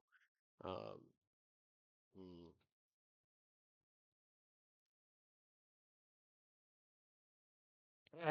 As long as Alum Cusp's citizens, you said, as long as those of Alum Cusp um, are equally exempt from the most dire of your sentencing within your territory, this could be acceptable. The worst that we will do is tell them to leave. Hmm. Yeah. As I said, Your Honored Holiness, in regards to fines and banishment, we, we are fine on taking a step back. However, we want to ensure, as our laws are foreign to each other, we want a opportunity for people to, citizens of both sides to, you know, have Yeah, perhaps leniency. he But nods and he's okay. Good. and of course, much like the trade agreement, we can set this for 10 years before reconvening and seeing if it is uh, necessary. Yeah, he like as you're like explaining more accurately what it is. He does kind of shuffle to the back of the pile again and looks over your like blanket ban on slavery. Kind of seems to be thinking through, and then he comes to a decision and nods. Yes, our there is too much that we yet do not know about one another's laws and customs. For a short-term agreement, this is acceptable. Are there any other objections? And let's see. I would honestly say there It's a have good thing been. Eberron's not here. What? We can't even murder people anymore? I thought this was Alum Cusp. Yeah, I have a writ here and everything. Yeah. Um, well, um, I will say that Why do you think in Balthazar's been quiet? yeah, in Balthazar's, you've been quiet, but that's because largely you have kind of a peanut gallery.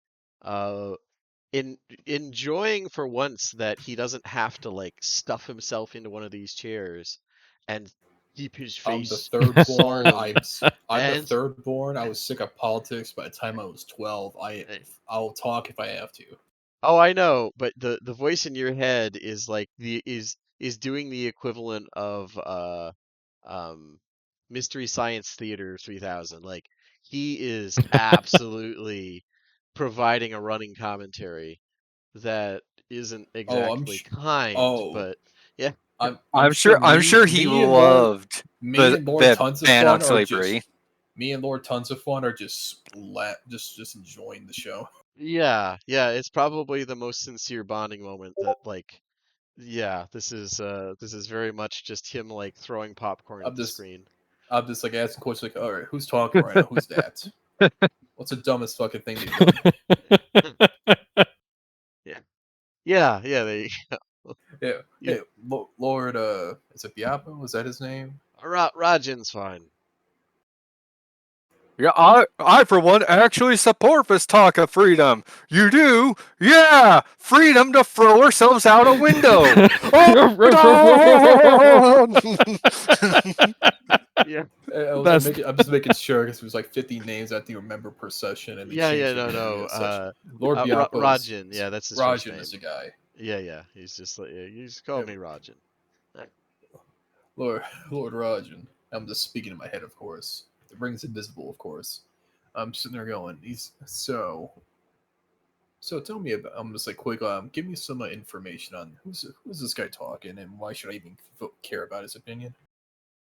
He's the old ass who, he was the only one of sufficient rank left, once the rest of them went mad and killed each other. Nobody liked him. He wasn't supposed to take office, but, he ended up in it.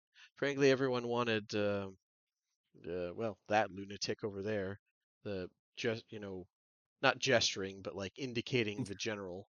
Um, The he's a much more flame's popular. lessons are so beautiful. He was a much more popular figure, but he refused the office, claiming that it wasn't appropriate to go from one to the other.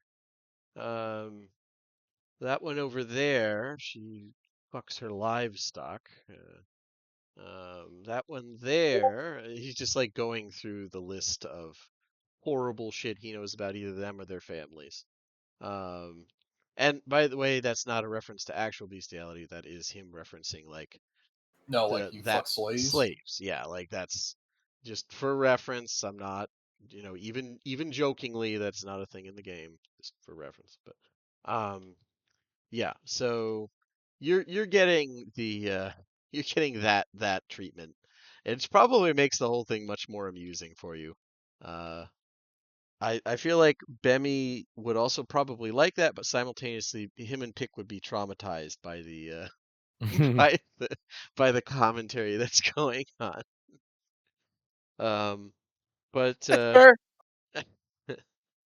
but yeah. So at that point, after after this level of discussion, um, the next thing he brings up, and um, an independent authority, uh, for operating across borders, uh, to handle the recent plague and overlord activity. Um, as he looks kind of questioningly to the general first to see if this wasn't something like he snuck in, something he snuck and in. and and then he like sees at the bottom that it is from you guys and looks questioningly to you to explain that. And it was at that moment I realized it wasn't a paladin. It was a goddamn plesiosaur from Mrs. O'Gara. Goddamn, Yeah, I ain't giving you no free pity. yeah. But Common mistake. yeah. Do you guys want to try and elaborate, basically authorizing adventuring group? That's pretty much it. Just want the authority to be able So, to, not be harassed just because people don't want us to find them demon summoning. Yeah.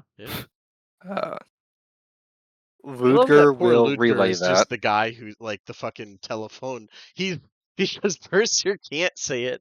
But I mean, Balthazar doesn't want to, and I think as funny as it would be, I don't know if Bemi wants to. Uh, I I I mean, for one would like to hear it, but I don't know if you guys he'll want Bemi. I know I could speak telepathically to. I don't know if someone speaks originally to me telepathically, where I could just talk to people like it with the ring. But Parrot it. You could also just let him talk for you. Like you could just let Lord Rajan just speak with your voice if you ever wanted to. But I don't think that's a good idea. I yeah. mean, Bemi'll do it. But if I have like telepathy, I am immediately going to the person brain saying, "You need to learn fucking Elven. You need to learn Elven." We'll say you do via pick. Pick is the helpful auto Uh, translation. but I was gonna say Ludger's willing to parrot Purser's lines. This is Okay. one where he sees like effectively like it's a long shot just because, especially Ludger's whole fucking thing has been trying to do like sovereign rights for each individual clan to basically get them so they all agree it's like mutual like benefit. And like, oh, by the way, we want an extrajudicial death squad to wander around and like bonk you with the like heretic bat. I mean, so your best We don't need chance to at tell 'em this about going that. well, the clans don't like it, but the city does like the idea of something to bonk the clans with. They Mhm. like you can see the gears turning.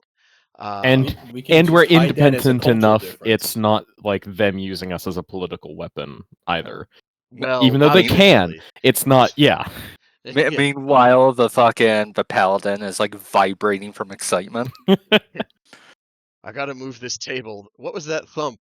I got really excited and it hit the table. It's my cod But piece, sir. but yeah, Yeah. there's a moment of pause when you like explain. I'm not gonna make you like in character. I appreciate you doing it, but I'm not gonna make you actually go through all of it. Um, but the Cool Palms counter after he thinks about this for a moment and says, "This I have heard similar proposals before, actually, from the Holy General sitting right there. Uh, but your proposal does seem viable in that it's could be viewed as a more neutral group. With the addendum, this would be acceptable to us if you are willing to accept a paladin or priest recognized by Alam Cusp to keep our people's interests in mind within your what is this group called?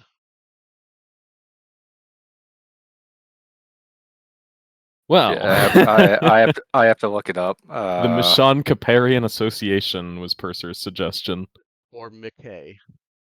The MKA would all stand up for you, Sam. uh, all right. And yeah, if you guys are willing to accept that you'll have a helper slash possible quisling with you, or at least spy, um, then yeah, they're willing to give the MK a chance at going around and disrupting things. Yeah, I'm more than happy to accept that. And having a local face is very helpful when It's an you're running around NPC who can enforcing heal. things. What could go wrong? Yeah, like honestly, like I said, they're just salivating at the idea that they finally get something to poke at the clans with even less like blowback. It's basically having the authority without getting blamed for when they want to like slap one of the clans for doing stupid shit. Hmm. So Like yeah, summon demons. yeah, like summon demons. To be And fair, that might have been a personal vendetta. He is the overlord of like revenge and personal slights, and you did kill his best friend slash liege lord. So and it's not like we're asking for immunity from laws. We're asking that when something inevitably does happen that gets nasty and political, they at least hear us out and yeah, not just like throw us under the rug. yeah, that's fair. But like I said, if you guys are willing to accept a paladin or cleric of the promised flame with your group, they're willing to grant that. Now, when he asks for objections, there are several from all of the clans, but he pretty much just ignores them as is his power to do, and grants it. Uh, so that's earned you a lot of glares, including from allies, but um, you guys now have authority to operate, at least in the north, in a semi-legal fashion as an adventuring group. How often is that fucking done? But uh, I like to think like I mean, I know we talked about it beforehand, but one of those things like, oh yeah, don't forget the final thing, and like, Luke, you're just giving a worried look back to Purser, who's like super competent or whatever. Yeah. Big thumbs up. The scene with Toothless, like big thumbs up for the record. I mean, Purser was pushing for this because it's the same agreement that the Silver Flame Church has with the other 5 nations. Like, paladins can cross borders to Yeah. like take care of demon infestations or whatever. Yeah, everyone loves the Silver Flame Paladins. Yeah, And it's that was definitely not that they're all like also officers in the Thranish military that Yeah, use and that to sneak behind enemy it lines and wasn't kill abused civilians. ever, except when it was really abused and other nations stopped paying Yeah. attention to it for the second half of the war. An unchecked paramilitary. It's great to have new borders. It's not even para, dude. They were, anyways. It wasn't even in the second. It was like for 1,000 years they were doing that, messing with the other provinces.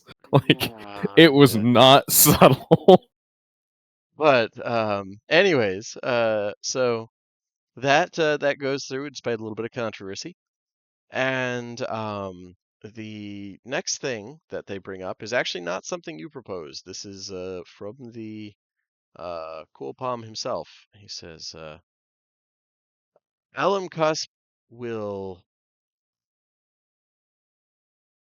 insist that Mishann and the outsiders abide by the population limits that have saved our people from the from the madness of crowds.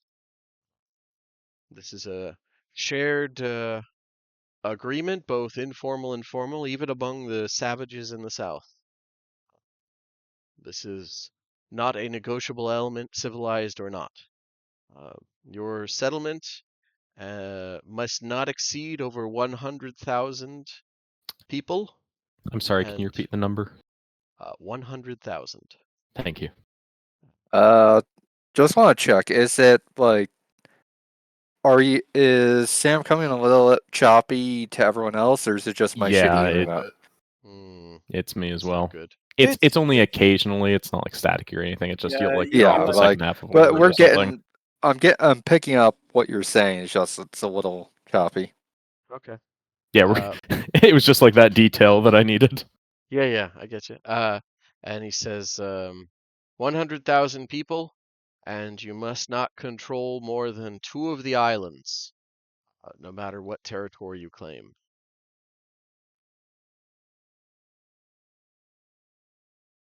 So we'll like murmur amongst ourselves for a moment. And Purser's position is that, I mean, it's a superstition. We can play along until we prove our worth. And it's not like 100,000 is going to be tomorrow. Yeah, You would be yep. impressed. Yep. Yeah, Ludger's these humans general breeding like response of like, rabbits. Ludger's general response to this is like, this is a matter for our grandchildren to determine. Exactly. And everything is up for renegotiation in, I think, what, 10 years anyway? Yeah, they'll need to be another conclave to talk over the short-term agreements then anyways. So if Yeah. you're getting near it at that point, you can be like, hey, Yeah, we've we proven our accept- worth. We're bringing more people in, and you Can can't you- do anything about it now that we've won. yeah, we're gonna start ignoring your stupid superstitions. Suck it, primitives. Oh no! The consequences of our actions. I mean, what are the odds it's still going? There was a Yeah. Corvaran theory put forward that it's nonsense. Mhm. But yeah. But yeah, if you guys are willing to agree to it, that's it for his immediate stuff. Then it starts to go into like bureaucratic details of specifics of trade things. And the Cool Palm kind of shifts uncomfortably in his seat once that starts to come up, raises a hand and says, I will call for a short break. We will resume shortly. And he gets up from his throne, climbs down the stairs, and heads for what you guys gather is one of the bathrooms. He is quite old. It's a long time to be sitting here doing important president stuff, or well, Pope stuff. I would motion that before we do the official recess, I would like to do what we had planned with the new Lord Nuxavaro. Yeah, and he's willing to hear you out when he gets back from the bathroom. He's thi- this was kind of like, I'll be back. Um, Yeah, and yeah, you guys have a little bit of time. You can get up, your characters can get up, stretch their legs, wander around, and chat with your constituents, or say, "Hey, where'd Eberron go?" Or whatever you want to do if you want to needle people, things like that.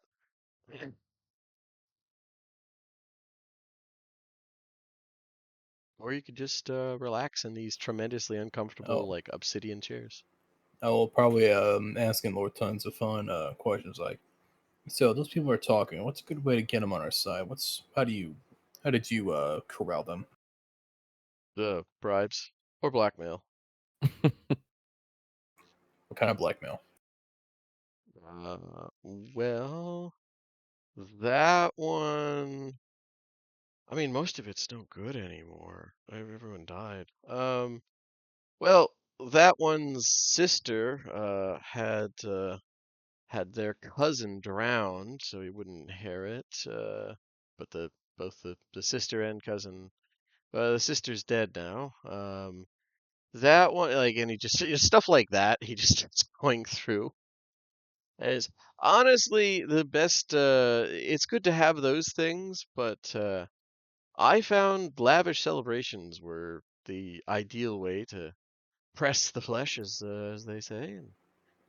Organize a royal feast, invite them over, and give them Exactly. Show gifts. that you appreciate the finer things in life. Uh, High quality escort. I wouldn't call it. You would call them quite high quality concubines of a nice variety. Oh, Good I know. drinks, substances. That was my main. That was the glove to the plate mail fist. Indeed. You need to Uh, prove. You need to show that you can be brutal, but honestly, pleasure is an easier incentive. I couldn't agree more. Is Speak about them. What is if you name if you remember what is like the things they like? If I were to invite them to a feast, what would I put there to make sure I cater to them? Ooh, oh well, and now you're very much in his element. He's giving you the most detailed information he has. I'm not going to actually like read a list because I don't have it, but he just goes through like, that one particularly likes um that one thing, that one likes dream serpent venom. That one Isn't likes that the stuff I have? um yeah, it's the unfiltered version of what you have. Yours is probably like actually higher quality. But yeah, that would Oh, work too. ah, Um he yeah. enjoys the crack. I have the cocaine. Yeah, exactly. Yeah, it's cocaine's better. Um but yeah, it goes through, various drugs, special foods and drinks they like, so and so. Uh, you know, that one absolutely loves the wines that you can only get from so and so. It's a more sweet wine. And just their vices. And And how does one offer these things? Is it more subtle? Is it with a gift with your name on it? Or is it more of a gifts. No one will turn down a gift. Um, but I found a sample and then an invite to fairly exclusive. Exclusivity is important. So have um, actually there's a club here in the capital, down in the White District, that hopefully it hasn't closed down. I was their biggest patron.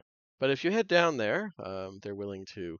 They have the space, and no one says anything. That's where I held most of the major events. And yeah, giving you details for how to play the semi. I mean, I wouldn't even say illegal, just the very shady element of these things, here in the Samuel, capital. your mic is cutting out again. Okay, well, I don't really know what to do to fix that. Let Let's me. say a rejoin because sometimes fix it. Yeah, one sec. Officer can be diplomatic. He just does it in a different way. Okay. Am I still cutting in and out? You will Not not yet. until I talk. So far, you're fine. All right. Well, it'll kick in when it's least convenient. I know that much. Yeah, But Yep. So let's get it over with.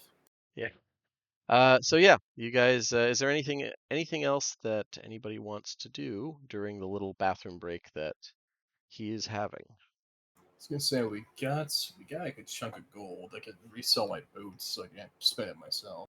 It's not. Yeah, I don't think it's really a go out and go shopping kind of break. you could do No, that. this is a hey, we're new here, but we wish to join and be merry. Why not invite us to the whatever the fuck Lord Tons of Fun is? Please don't be a horrible whorehouse. I mean, it'd be a high class whorehouse. But Is that looked down upon in Drow, or is it because Lord Tons of Fun is a fucking gooner? so it's in most places this is the only place where you'll get any real pushback on it, and it's still not hard pushback, but this is technically a holy city, so he's basically telling you like you start throwing orgies and setting up in the nearby All brothel right, don't in don't Don't- don't openly invite him. Okay. You say that, but there was a pope that did that.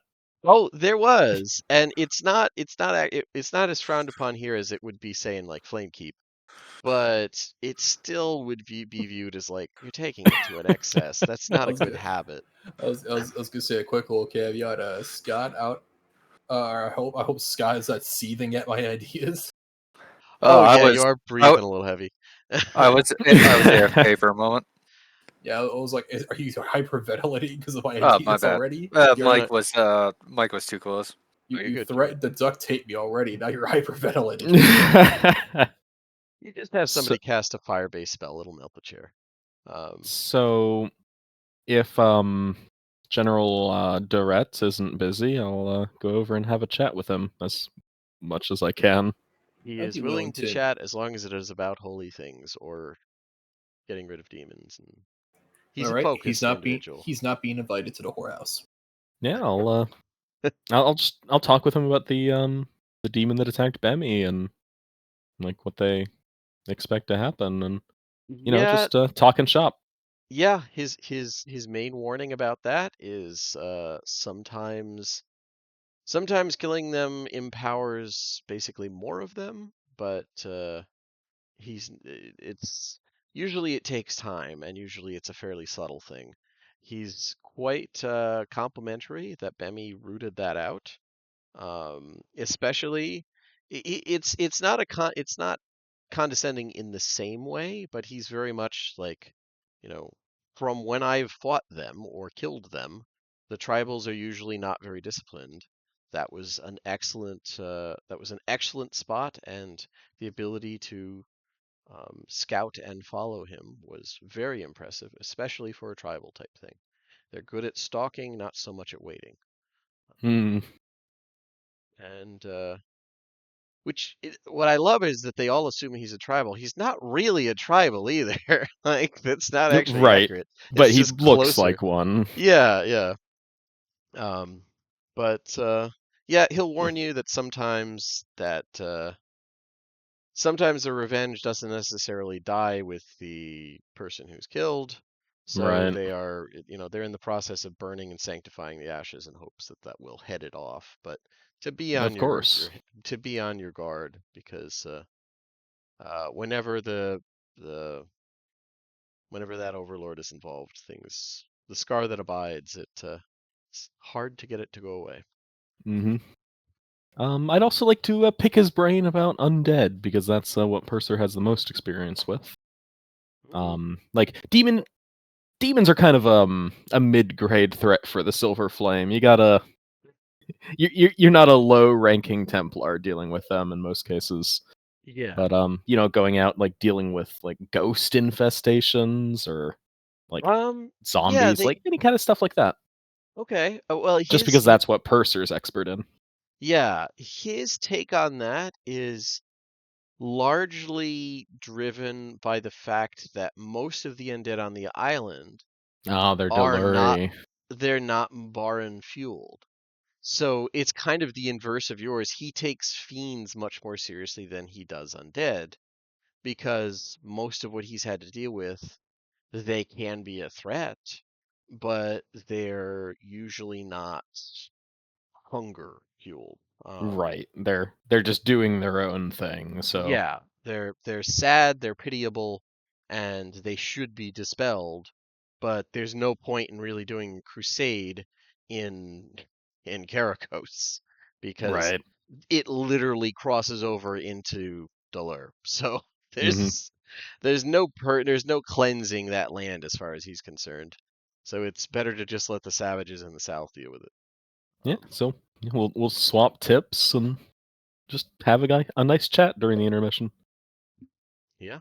or the recess, And I guess. he's absolutely going to start proposing paladins to be your the NPC that tag along with you. Like before the church even or before the temple even gets in to like put a bureaucrat or someone with some subtlety, he's already proposing some of he swears the most skilled paladins, Ashvale paladins to fill that role. Yeah, I'm definitely gonna push for someone that's like open to learning new things and like Not enjoying an their Ashvale time in a paladin. different. Well, not That's like one of the less strict ones. And like I still want someone that's like good at the job, but there's gonna be some that are like completely anal about the rules, and some that are like, we can learn from these Mishann people and Why would refine you our want to techniques learn? together.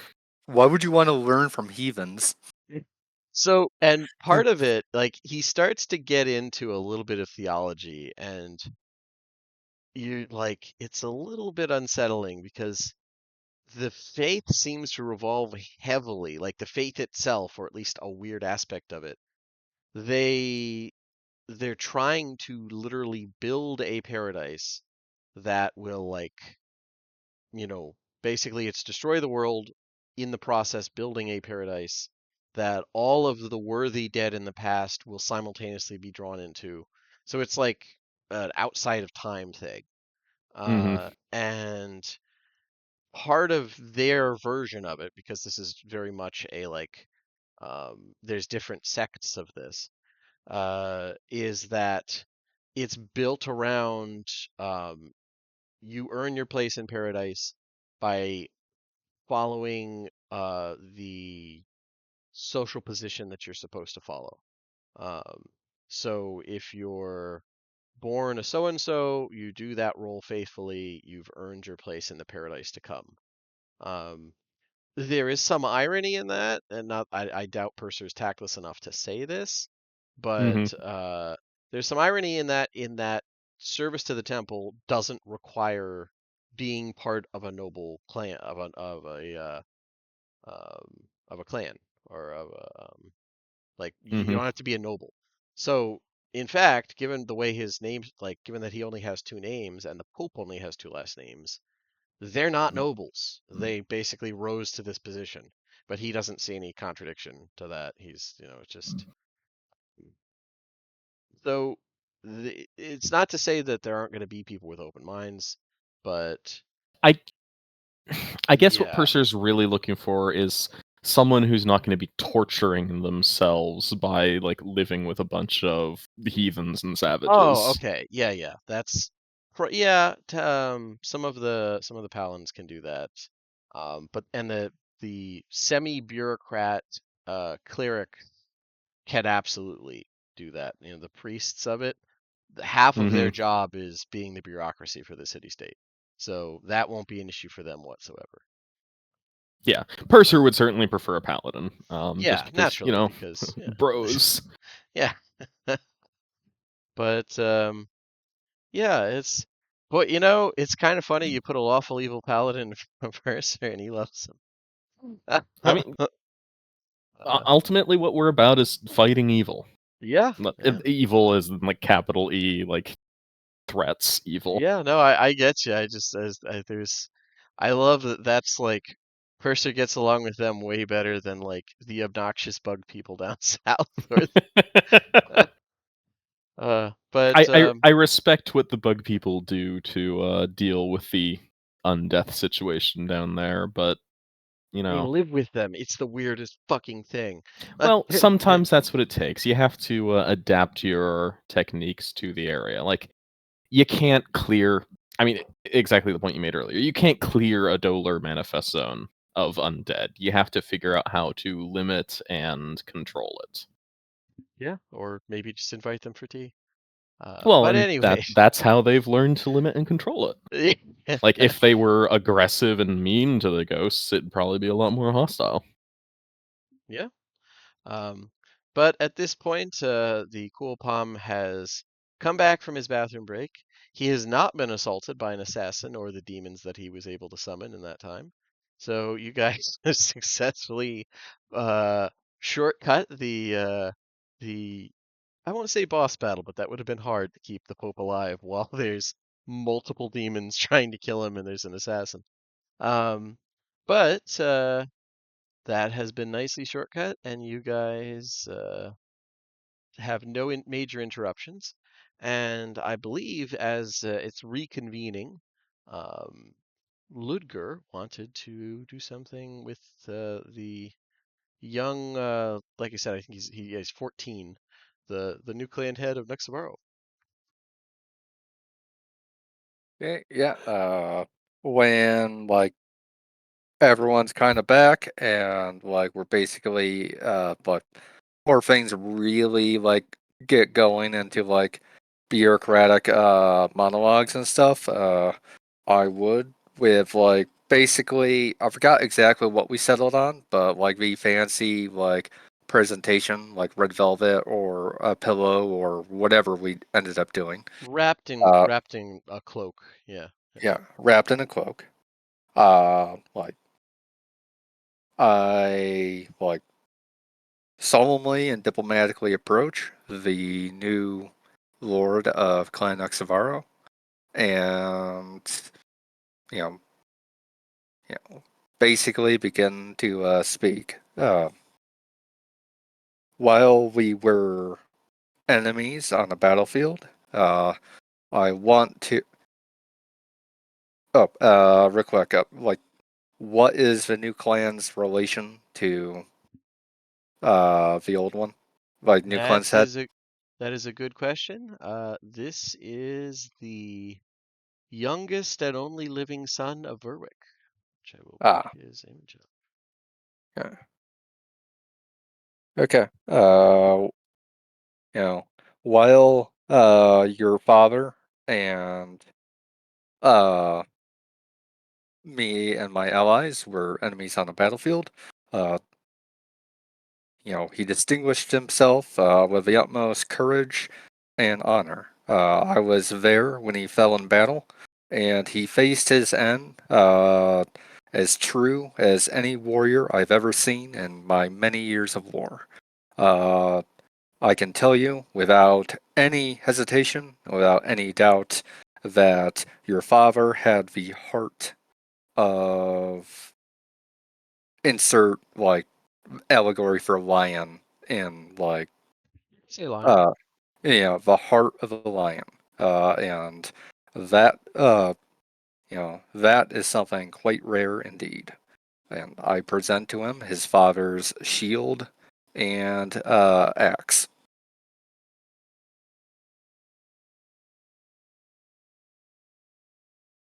Yeah. He.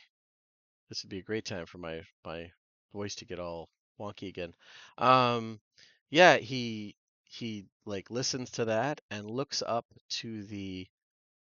I mean, I would say the his bodyguard, which everyone has some type of like. Usually, it looks pretty formal guard. They're dressed up. The fellow that came in with him literally has a like basically a peg leg set in. It's a prosthetic, but it's not a great one. Um, and he looks like he fell through like three pounds of barbed wire or something. He's just every visible inch of him is badly scarred. an incredibly beat up old drow. And he has been like listening to this and watching you, and he looks down. Like I said, he also looks older, probably in his from what you'd guess. Let's see, what's the age here? Probably well into his like 6th century. Or no, probably near his 6th century. It's hard to tell, but he does nod to the young boy, and the new clan head reaches out and picks up the weapons offered and nods as gravely as he can and says, "What about the captive clan warriors?" My lord, it is my intention to return all of them, uh, you know, safe and sound, with their weapons and equipment restored. Uh, as soon as the fighting between our clans is over. I seek no real ransom, just a show of good faith. A show of good faith, and to what I hope will be a coming centuries of peace and prosperity for both the people of Mishann and the people of Nuxavaro. Yeah, he once again looks to his guard, who gives a subtle nod and seems he seems like he's willing to accept that. And Hey, but before he got paralyzed, he was ready to fight us like mano a mano. He stared death in the face and smiled before he was like paralyzed and like beaten to death. Like, and paralyzed. I'm sure if his facial, I'm sure even if his facial muscles could move, that like he would be just as stoic facing his end. That's true. But yeah, the boy takes that and nods along, not like he's got not a lot of other options, but he seems to take it at face value. Uh, he certainly he manages to avoid having his voice crack when he answers you, which is, hey, you know what? At 14, if you're told you have to be governor, that's a pretty good accomplishment. So, um, but yeah. Let's see here. Okay. Um, yeah. From here on, it's pretty much small bureaucratic stuff. Anything I forgot or you guys have thought of at the last minute, just let me know. But other than that, that's this grand conclave will wrap up with Mishann having legal representation and the Civil War having officially ended, with the Verwick Pact having been dissolved. Um, Excellent. Yeah, I will. If we have like another intermission, start talking with like the bodyguard guy, who I hope he's obviously the regent or something akin to a regent. Not only like slip in a few war stories to kind of build like a repertoire, but also definitely like bring him into the coordination of like uh the releasing of Nuxavaro prisoners, the like coordinations over like memorials and burials, laying groundwork for like people from Clan Nuxavaro being able to visit Mishann to pay respects to like their fallen kin, that sort of thing. I really want to basically, we were enemies yesterday. Tomorrow, we can, I don't want to say be friends, but Yeah. Um. Diplomatic partners is probably Yeah. the best. Yeah. Like, Yeah. I get you. It's we both behaved honorably. We won, but we're not going to deliberately grind you into dirt. Yeah, that's fair. He is definitely willing to listen to that.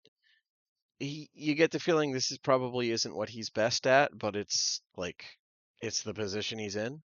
So he tries to go along with it as much as possible, and try to doesn't. use as little like fancy diplomatic shit and more like soldier to soldier. Yeah, yeah. Which Elvish, it's rough to do that in Elvish, but it's a diverse language. You could definitely get away with it.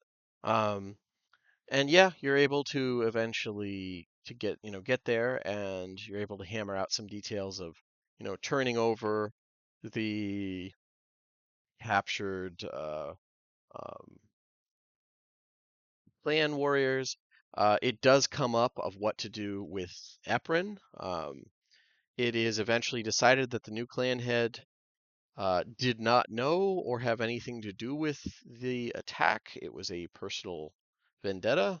Um, that is largely agreed upon because under multiple spells, that would make it very difficult to lie.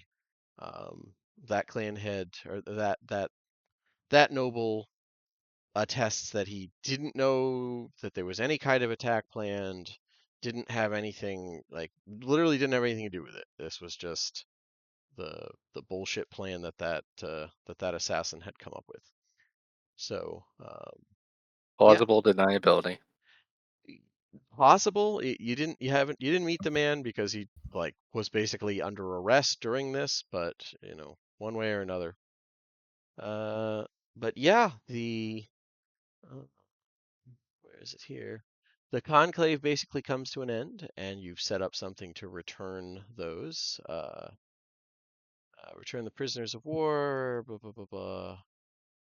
Like, even if we can't negotiate directly with a new clan head of Eberron, we would still just return, especially now that the war is officially over. Like, we would just give the Well, here's the ransomed, great thing. the They're sorry, tech. the guys over to the church so they can deal with it. Like, Well, and it's they are a lesser clan under Nuxavaro. Nuxavaro absolutely has the right to negotiate on their behalf if they're unable to. So they're willing to take the prisoners off your hand on their behalf. Um, I will say, as you guys are everybody's filing out, a lot of people rubbing their ass or back as covertly as they can, trying not to oh, ruin the ritual. sorry, I almost forgot. I Yep. do want to mention that you know, one of the common born soldiers of Lord Nuxavaros on the ship. I cannot remember his exact name. However, I give his name as like effectively, despite his common birth, he Oh fought. yeah, yeah. He went as valiantly as any clan warrior to the defense of his liege and sacrificed his life in an attempt to defend his fallen liege. The one And conscript. Yeah, yeah. yeah, I do mention there was a second, but I was unable to get his name. And that if he has next of Interesting. kin, they should be you know, if humanly possible, honored for his courage. And at the very least, the people of Nuxavaro should know of this common born warrior's courage and dedication to his liege lord. Okay. Yeah, they're honestly, he's a little confused by the concept, but he you can see him warming to the idea that, yeah, that's a valid point. Or, it's good to know the conscripts, even the conscripts served well. Um, so yeah, that definitely uh sells pretty well. And yeah, I would say, you don't need to make any checks. The fact that you held on to the equipment and didn't just keep it is a point in your favor. Um, but yeah, you seem as good to terms as could be expected, given that they are very much the defeated party here. But It's not only that, but more than any other, of all the clans, other than maybe Alan Kwai, they seem to be the most you know beat your ass one day, next best friends the next day sort of clan in terms of like, yeah, it was a good fight. We lost, but these things happen between warriors, and the fact that they didn't like throw rocks at us as we were leaving in tears probably means that Yeah, like that's we're not probably a good. friends, but like there's there Mutual respect. there's respect, mutual Yeah, respect. yeah, That's very and much what I'm trying to build with them. yeah, I got you. I got you. But Mm, yeah. Demi would probably nudge, um, just within like the quietness of things kind of starting to settle down. He would just nudge Ludger and be like, "I just want to say I appreciate you not telling that boy that I made his daddy cry. That wouldn't have gone over well." I don't even think he had a chance to cry, given what happened. It Oh only, yeah, no, yeah. tears were going down his paralyzed face. Yeah, he was hit. But They were tears of joy that he got to die a warrior's death, Benny, and yeah, yeah, that that's not how this. That's not how this bow works. I hate to break it to you, but hey, yeah. it's fine. That's fine. That's fine. We can talk about it later. Um, while you guys are saying that, High Lady Earnix, who's the only one who doesn't seem like her back was about to give out, sitting on a chair basically made of obsidian. Um, Probably because anyone who looked closely could see that she was floating just a little above it. Um, Says, I've been meaning to ask, but it looks like a fair bit of your equipment's salvaged from honored ancients. Why have you left it empty? She gestures towards Ludger's breastplate and Purser's rapier. It can be filled with something. I would, my lady, I am not a mage, but I will translate your words to our resident mage, and he should be able to come up with an answer. And Oh, right. And I she switches over to translate the common when cursor. you say that. Yeah, she Yeah, just switches over to common. either way, I translate for Yeah, purser because I, that's I have comprehend languages. I can understand what they're saying. Yeah, I get you. But yeah, like when she heard that, she's like, "Oh yes," and she just switches over to common, which she speaks with surprisingly little accent. It's very old fashioned. She speaks it like uh, I don't know, in the same way like somebody from the 1800s would be speaking English. Like you can Hmm. understand it. It's just archaic. Yeah. Um, but I assume you're referring to elemental bindings. If it's something else, I'm not familiar. well, that's the easiest. I suppose you could. Fiends are less prominent, but um, well, like the armor this hairy fellow is using, this could help protect him against elemental damage if you bound the appropriate being inside, and the rapier at your side could be inflicting similar damage if filled with an appropriate entity. Or it could just be you could turn it into a glass flow blade. That one would require a fire elemental of some sort. I've certainly considered that it was possible, but we've been terribly busy. He just kind of cocks an eyebrow and just like a little nonplussed that you're too busy to do. It's like 5 minutes, but Well, yeah, too busy to like track down a suitable elemental is the problem. yeah. No, I get what you're saying. It's just from her perspective. This is like I was too busy to change the bulb, man. That's why the house is dark. Um, but yeah, she doesn't offer to do it for free, but for quote any interesting information, she's willing to put something. She said she'll scrounge up something at least just to keep it from being so dull. Um, and yeah, you could turn it into the rapier could be doing a little bit of extra elemental damage of some kind. Fire works best, or a glass flow blade, which has some.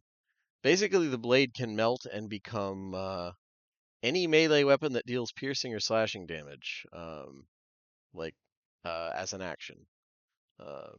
So the blade just like basically reforges itself into something. The only thing that stays the same is the hilt. Hmm.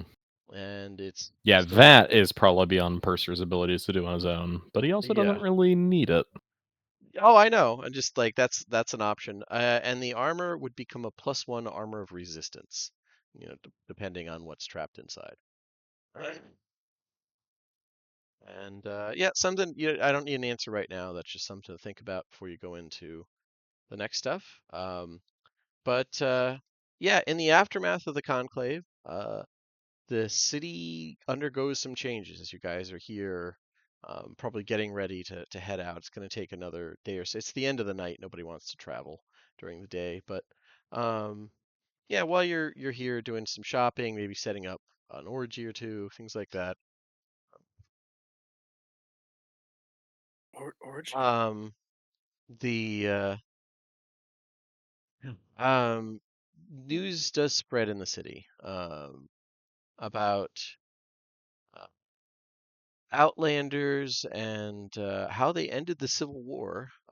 For there are some rumors spread that they even uncovered some type of assassination plot. Um, Most folk are unsure as to how to deal with you coming from a non-feudal background, and just kind of end up settling for like treating you guys as if you're the leadership of a clan, like a lesser clan at best. So they're not they have no idea about like what to do with Bebby and Pick because you know they know at least that you're from a strange people, but everybody just kind of settles for assuming that they're elevated slaves who showed remarkable loyalty and/or skill to the Mishann lords. Kind of how it ends up just going. We are Uh, pretty incredible. um, but yeah, once you guys finished up your business in the city-state of Alam Cusp, you can return to Mishan. After a few days' journey, you Hmm. get back to what's become a second home to many of you and can B- begin your work b- on repairing the damage. Before that, Yeah. the general before we left wanted me to like go to the temple and like have an actual meeting with him. Yes. Yeah. Yeah. Well, not the temple, but the Paladin headquarters Oh, right, in the Tower of Wrath, that was it. which in the Tower of Wrath here, let me look it up.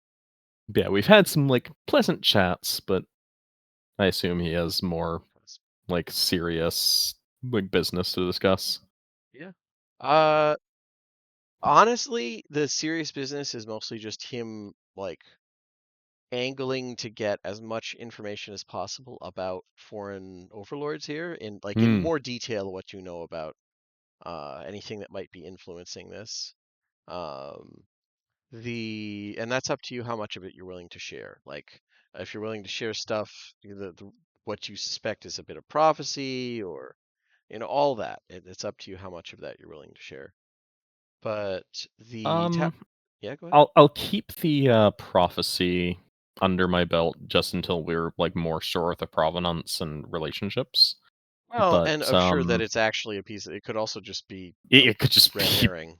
yeah. But yeah, I'm happy to discuss the nature of any of the overlords that Purser's familiar with.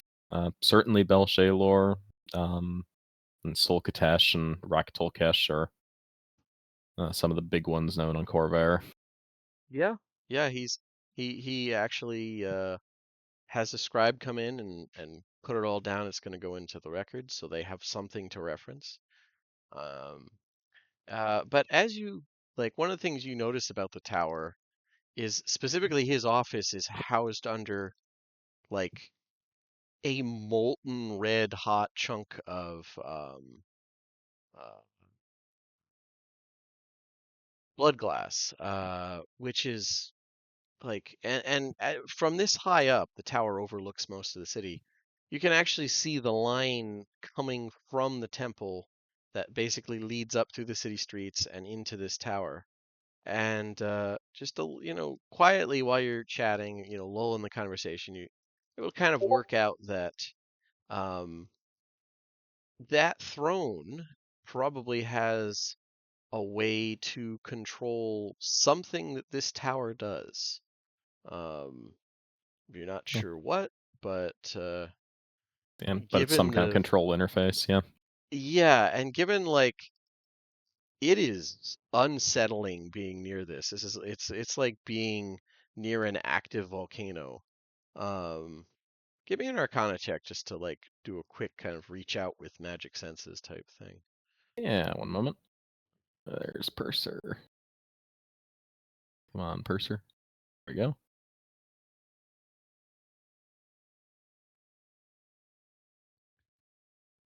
Yeah, you're not sure of it, but it does bring to mind something that you read months and months ago now. In that, or well, I guess heard rather than read in the journal you found that back in the Giants Age, they had at least one phoenix bound into the foundation of this city. Ah, yeah. There, that may still be the case. They may use a phoenix and somehow correlates to this tower to do some kind of defensive thing. It's a very reasonable assumption. But yeah, other than that, I will say your time there, you get the sneaking suspicion he's not in a great mood when the whole who's going to be our new NPC member.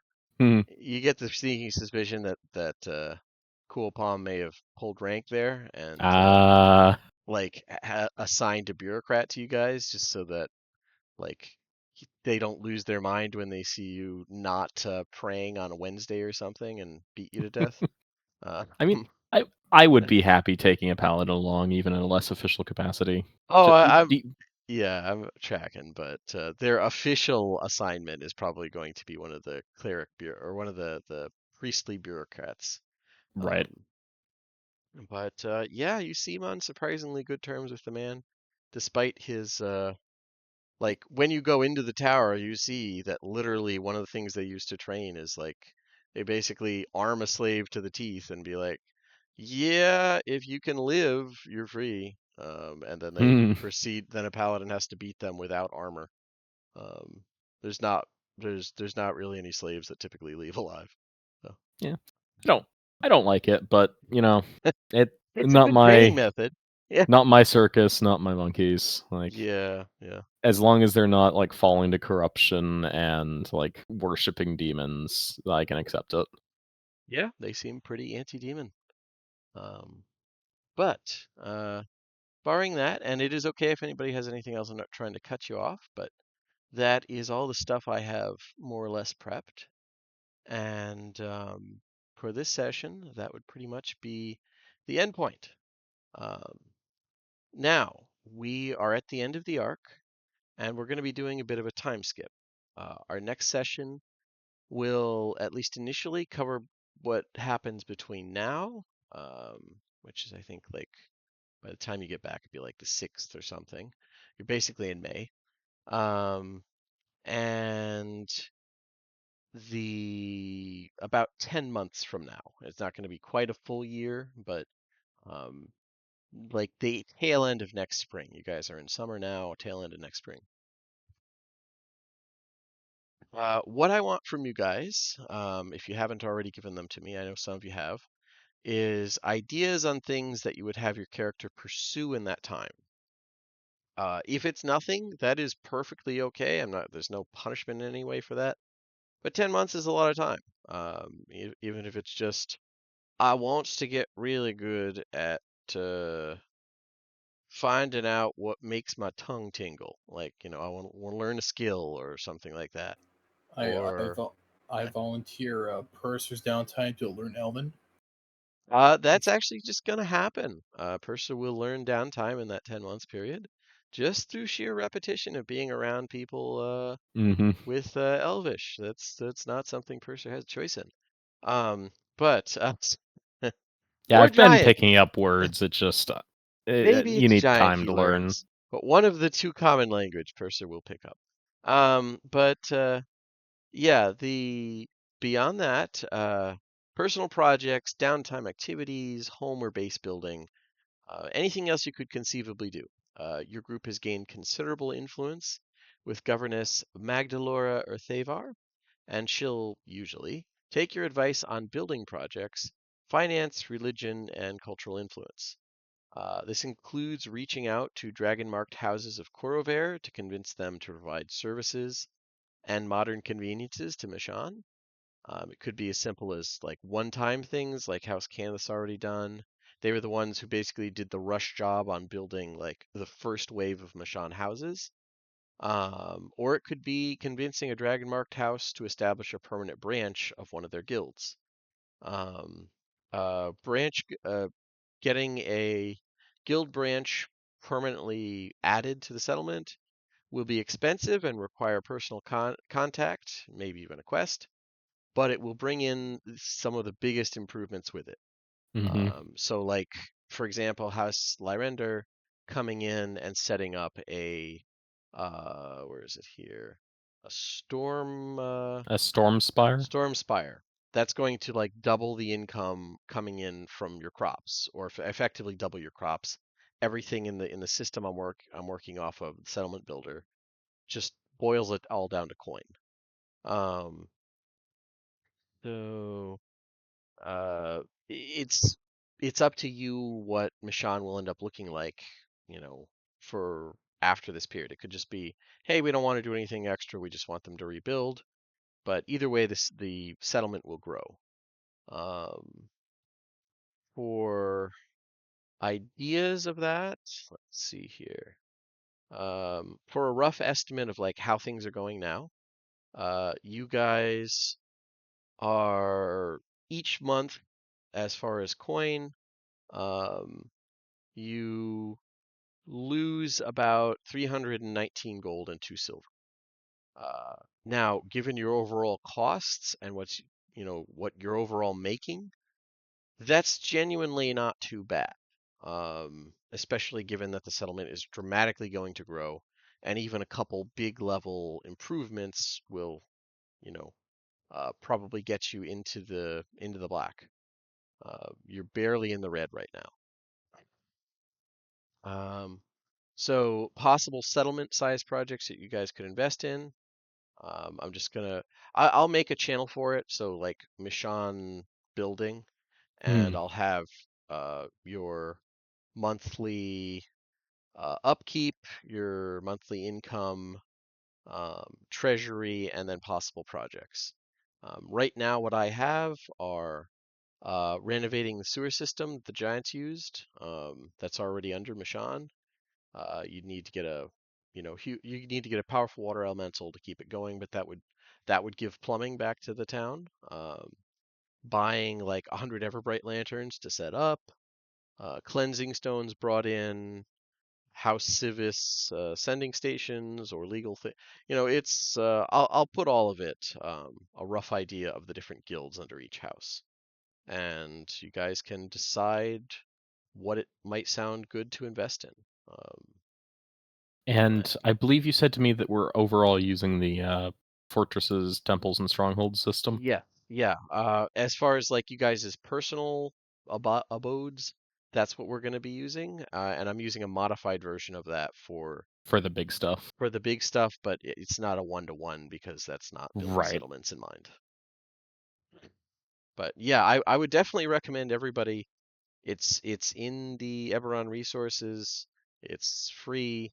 I would recommend grabbing uh, fortresses, temples, and strongholds because there's a lot of fun options and they give you mechanical advantages if you invest in, say for example, you have a stable attached to your little fairly simple hut. That adds, even without stocking it with people to take care of Old Gray gets 10 feet faster like every day. When he's there for a day, when he sleeps there, he has 10 feet added on to his movement speed. So Just that's a being very pampered minor. and happy. Yeah, that's a very minor example. But sometimes you can get resistances, you can get a regular income coming in. It's a lot of good stuff. Yeah. So, but Hmm. that's all I have for now. I'm gonna stop recording.